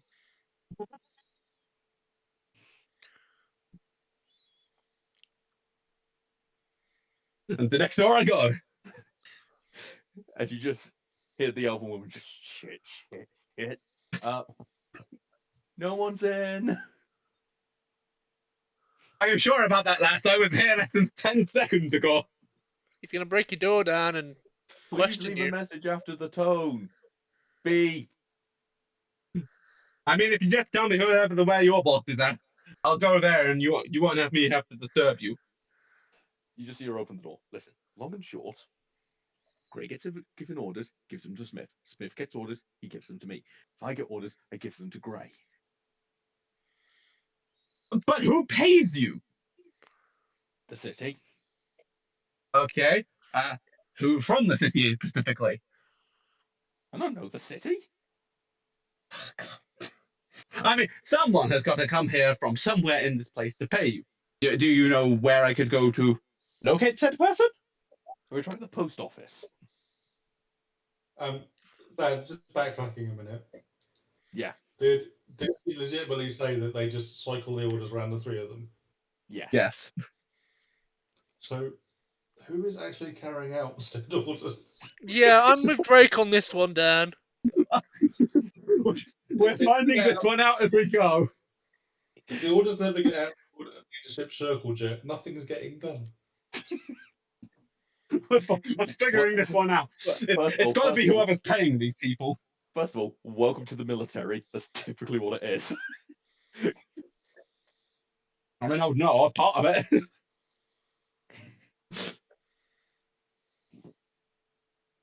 Yeah, have you gone to the accountant?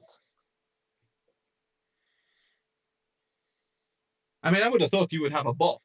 You know, someone who manages that. Who exactly put you in this power? Captain Gray did. And who put Captain Gray in power? Captain Smith. Okay, and then by logical thing, who put Captain Smith in order? Because if Captain Gray put you in charge and Captain Smith put Gray in charge, who put Captain Smith in charge? Because it couldn't have been you. Boss. And who was your old boss? Captain Smithington. And where can I find Captain Smithington? He's dead.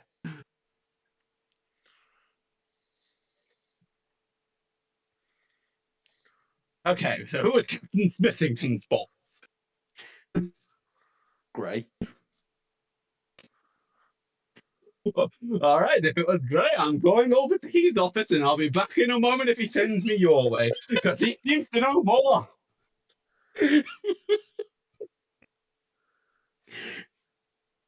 I mean, someone here's got to be in charge. I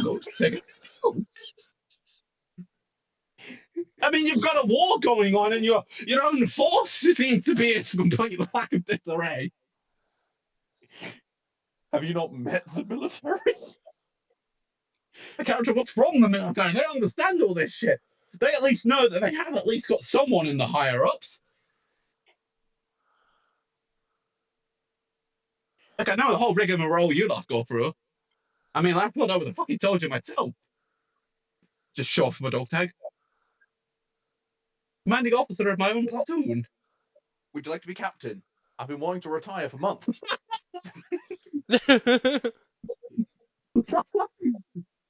And I told you I'm more on the road sort of person. but I would like to find definitely who would your hire on them. Oh, you'll have to speak to Gray.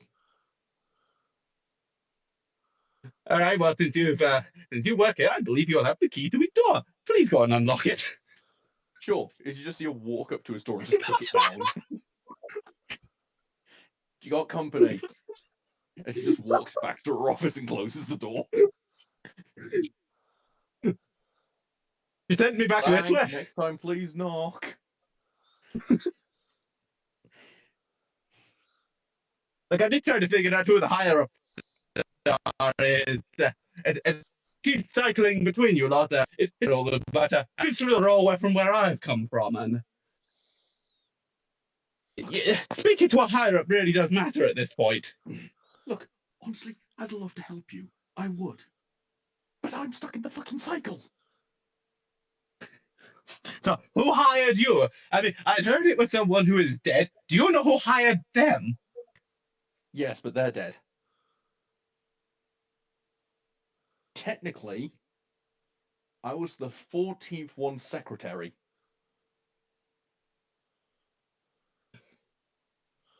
All right. So, then, if I can't find your bosses, do you know who exactly, are part of the ones that make the decisions within the town? Because they're the ones that would most likely be, oh, look, a war, yay or nay? Well, yay, currently, I believe it's nay. Jerry Corp. I think it's a man named Jerry. For fucking sake! Okay, and who let? Okay, so who was the one who let Jerry on in? Because there's got to be a group before that. We tried going to accounting. So you're telling me this Jerry Corp shows up one day, and the people that were all running it before just suddenly stop doing their job? Have you not been in politics? Why does your Irish accent keep swerving slightly Indian every now and again? I have noticed that as well. And I don't know. His skin's just been getting darker more. the transformation never finished. When the time he turns back up, he's going to be wearing a sari and an Indian turban. Got that. All right, bloody. Jerry Corp shows up, and the people running before just suddenly stop doing their job. Look, we don't know. We got going paperwork. It got signed off by people. I don't. If you want me to find it, give me a month and I can find it in the paperwork files. It's a lot of paperwork going to war. I'd rather be killing people right now. It's less work. So you're the one signing the papers? Technically, I've been given requisition forms. And most of these I hand over to next door, and they hand them next door, and then they're brought back to me. Okay, so who originally signed them off to you from not within here? Because they had to come from the outside. Yes. So who did it?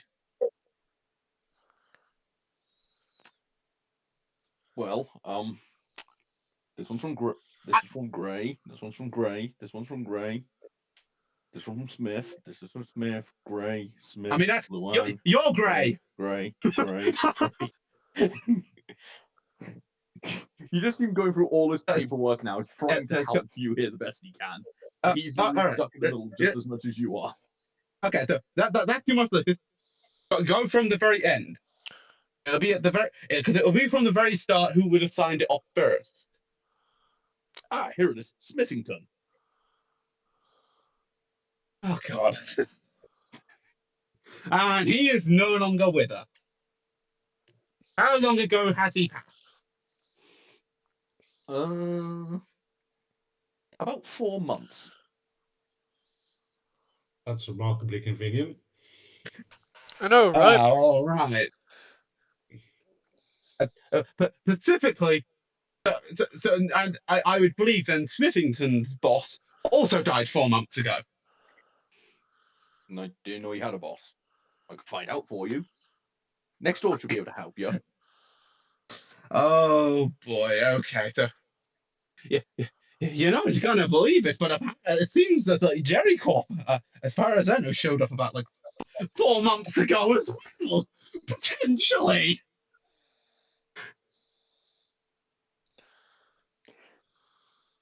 How do you know? You're right. Are you a spy? I'm gonna have to report you. No, I'm just really good at pushing 2 and 2 together. 4. Why'd I win?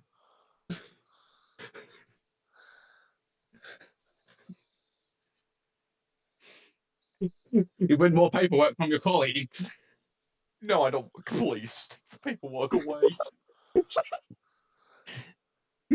It's just the man walking next door. More paperwork for you, sir. I mean, you know where it was coming from. Maybe that one has anything started on it. Check what names are on it from other than your colleagues. Smith, Gray, Barrington. Barrett. I'm sorry. You're speaking with an outsider race? I bet. In all fairness, this is a bill for meat.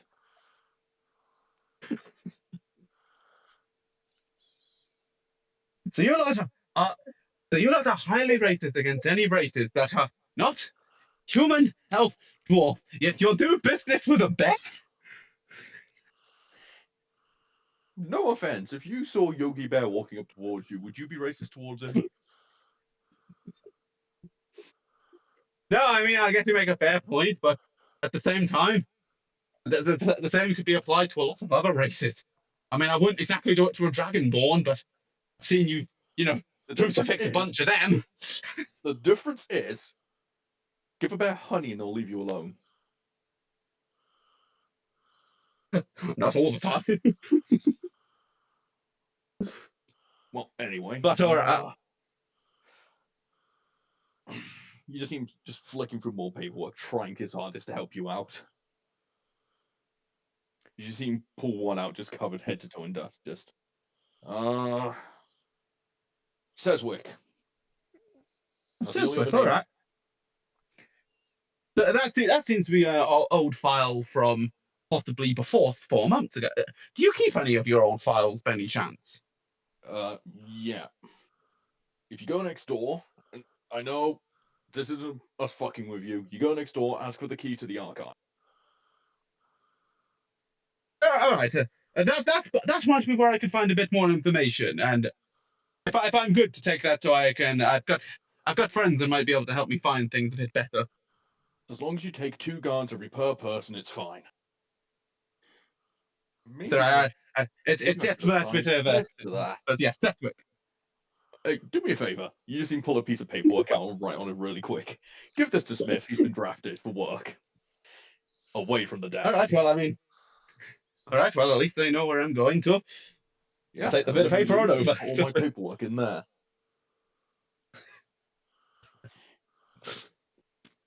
All right. Hello, Smith. I've been sent over from there with this note and asked to go check out the archives. For fuck's sake. All right. I'll go wrangle up 2 more people. As you see him leave the office, you see the other 2 just carrying in piles of paperwork into his office from theirs. Just putting it down.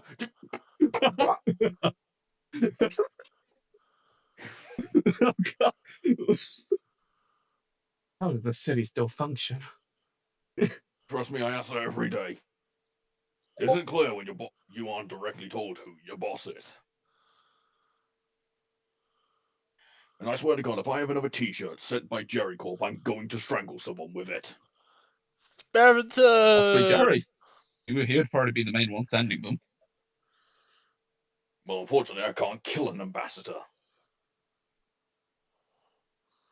I mean, how's that look? Military murdering ambassadors. I mean, for where I come from, it's not the most uncommon thing. But then again, the ambassadors did something to deserve it at that point. At that, he's just staring at you, just... I come from a war-torn world. You kill ambassadors. Well, the ambassadors were more like infiltrating spies that got into our power, tried fucking with our food supplies and shit, and it turns out that they were part of the enemy and they'd caused unspeakable horrors. Why am I the normal? Why are we normal? Just why? As you just see him making his way towards a I large have no wall. idea. All right. So is it just you going in? Yes. All I right. plan to be checking out on a few of the old files from about before 4 months ago, if you don't mind. I'll get 2 guards associated with you. Wait there. You see him just walk away for a minute, gather a couple of guards together. Now just keep an eye on him. Yes, sir. Does he follow you? Sir? I'll make my way looking through the files going for about 4 months back.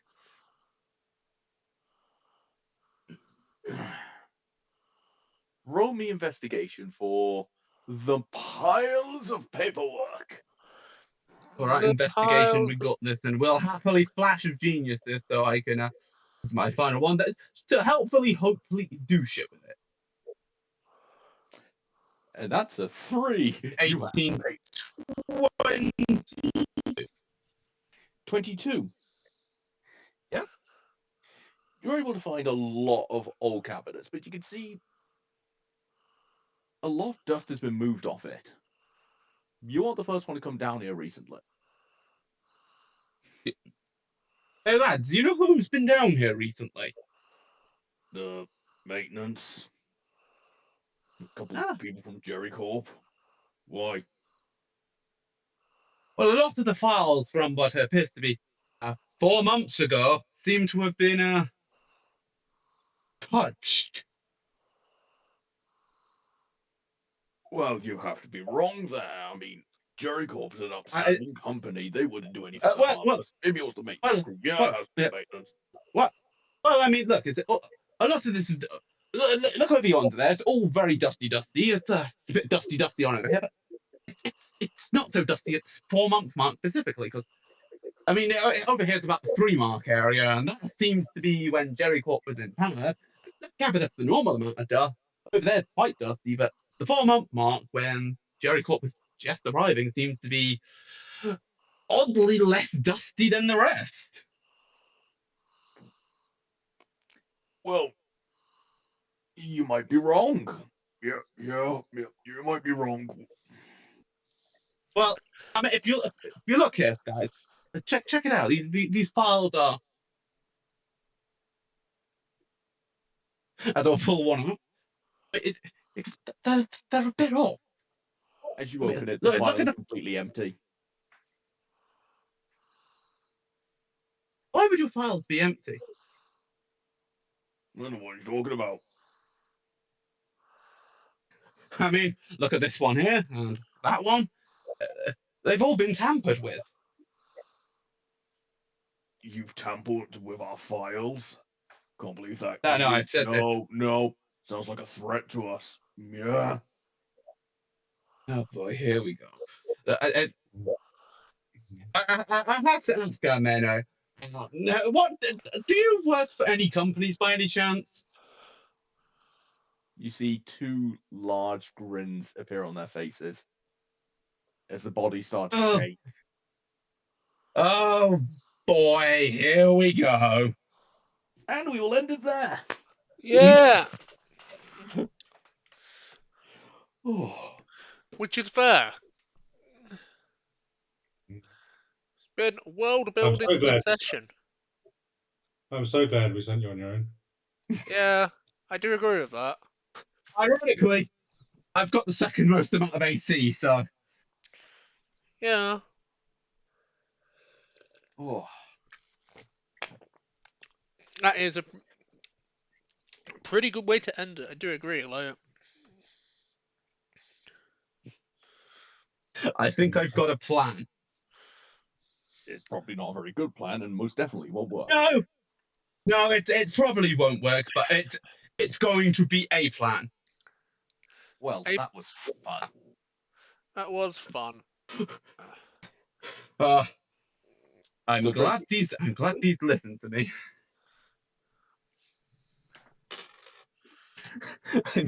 I'm going to be using my tan bag of tricks.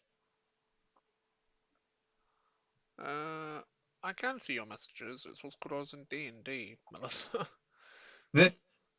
This is going to end very well for him because I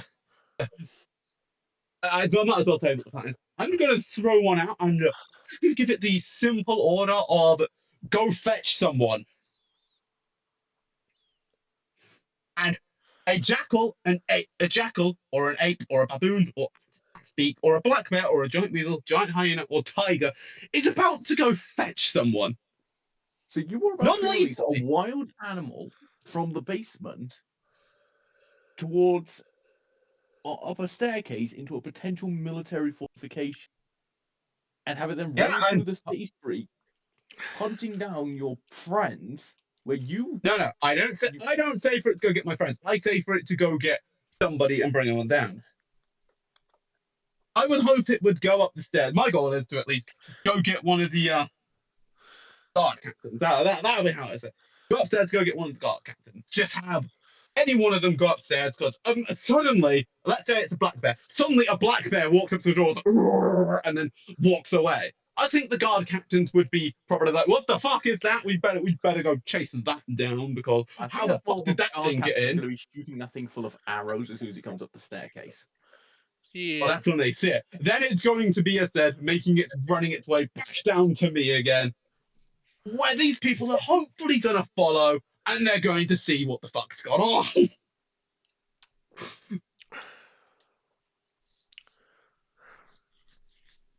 I don't think that plan's going to work.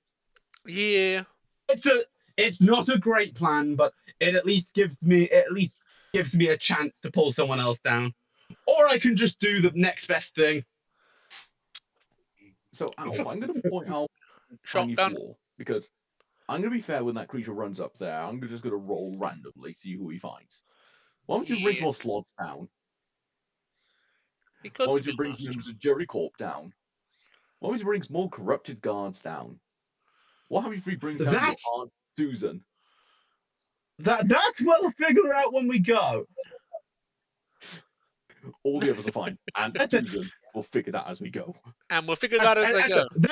There's two ways I'm either going to do this. I'm either going to do this I'm going to drag them down here, and hopefully they're going to bring an ally and not some more enemies for me.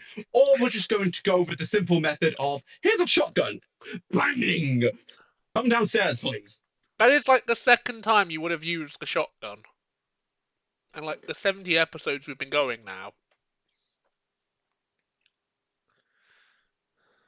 And a big loud shotgun noise coming from their archive. Someone's gonna come on down. Right. Are we officially done? Yeah, that's why I ended the session. No, I didn't want to end stream if we weren't like officially done. Do you know what I mean? Like, slash wrap yes, up. Like what I have done in the past, I've ended the session, then we carried on the session. Yeah, we've done that like twice, Dan. So that's why I'm like, thanks you. Bless you. Alright, so I'm gonna press end. For those stream, I'll be back tomorrow. I'll see you all then.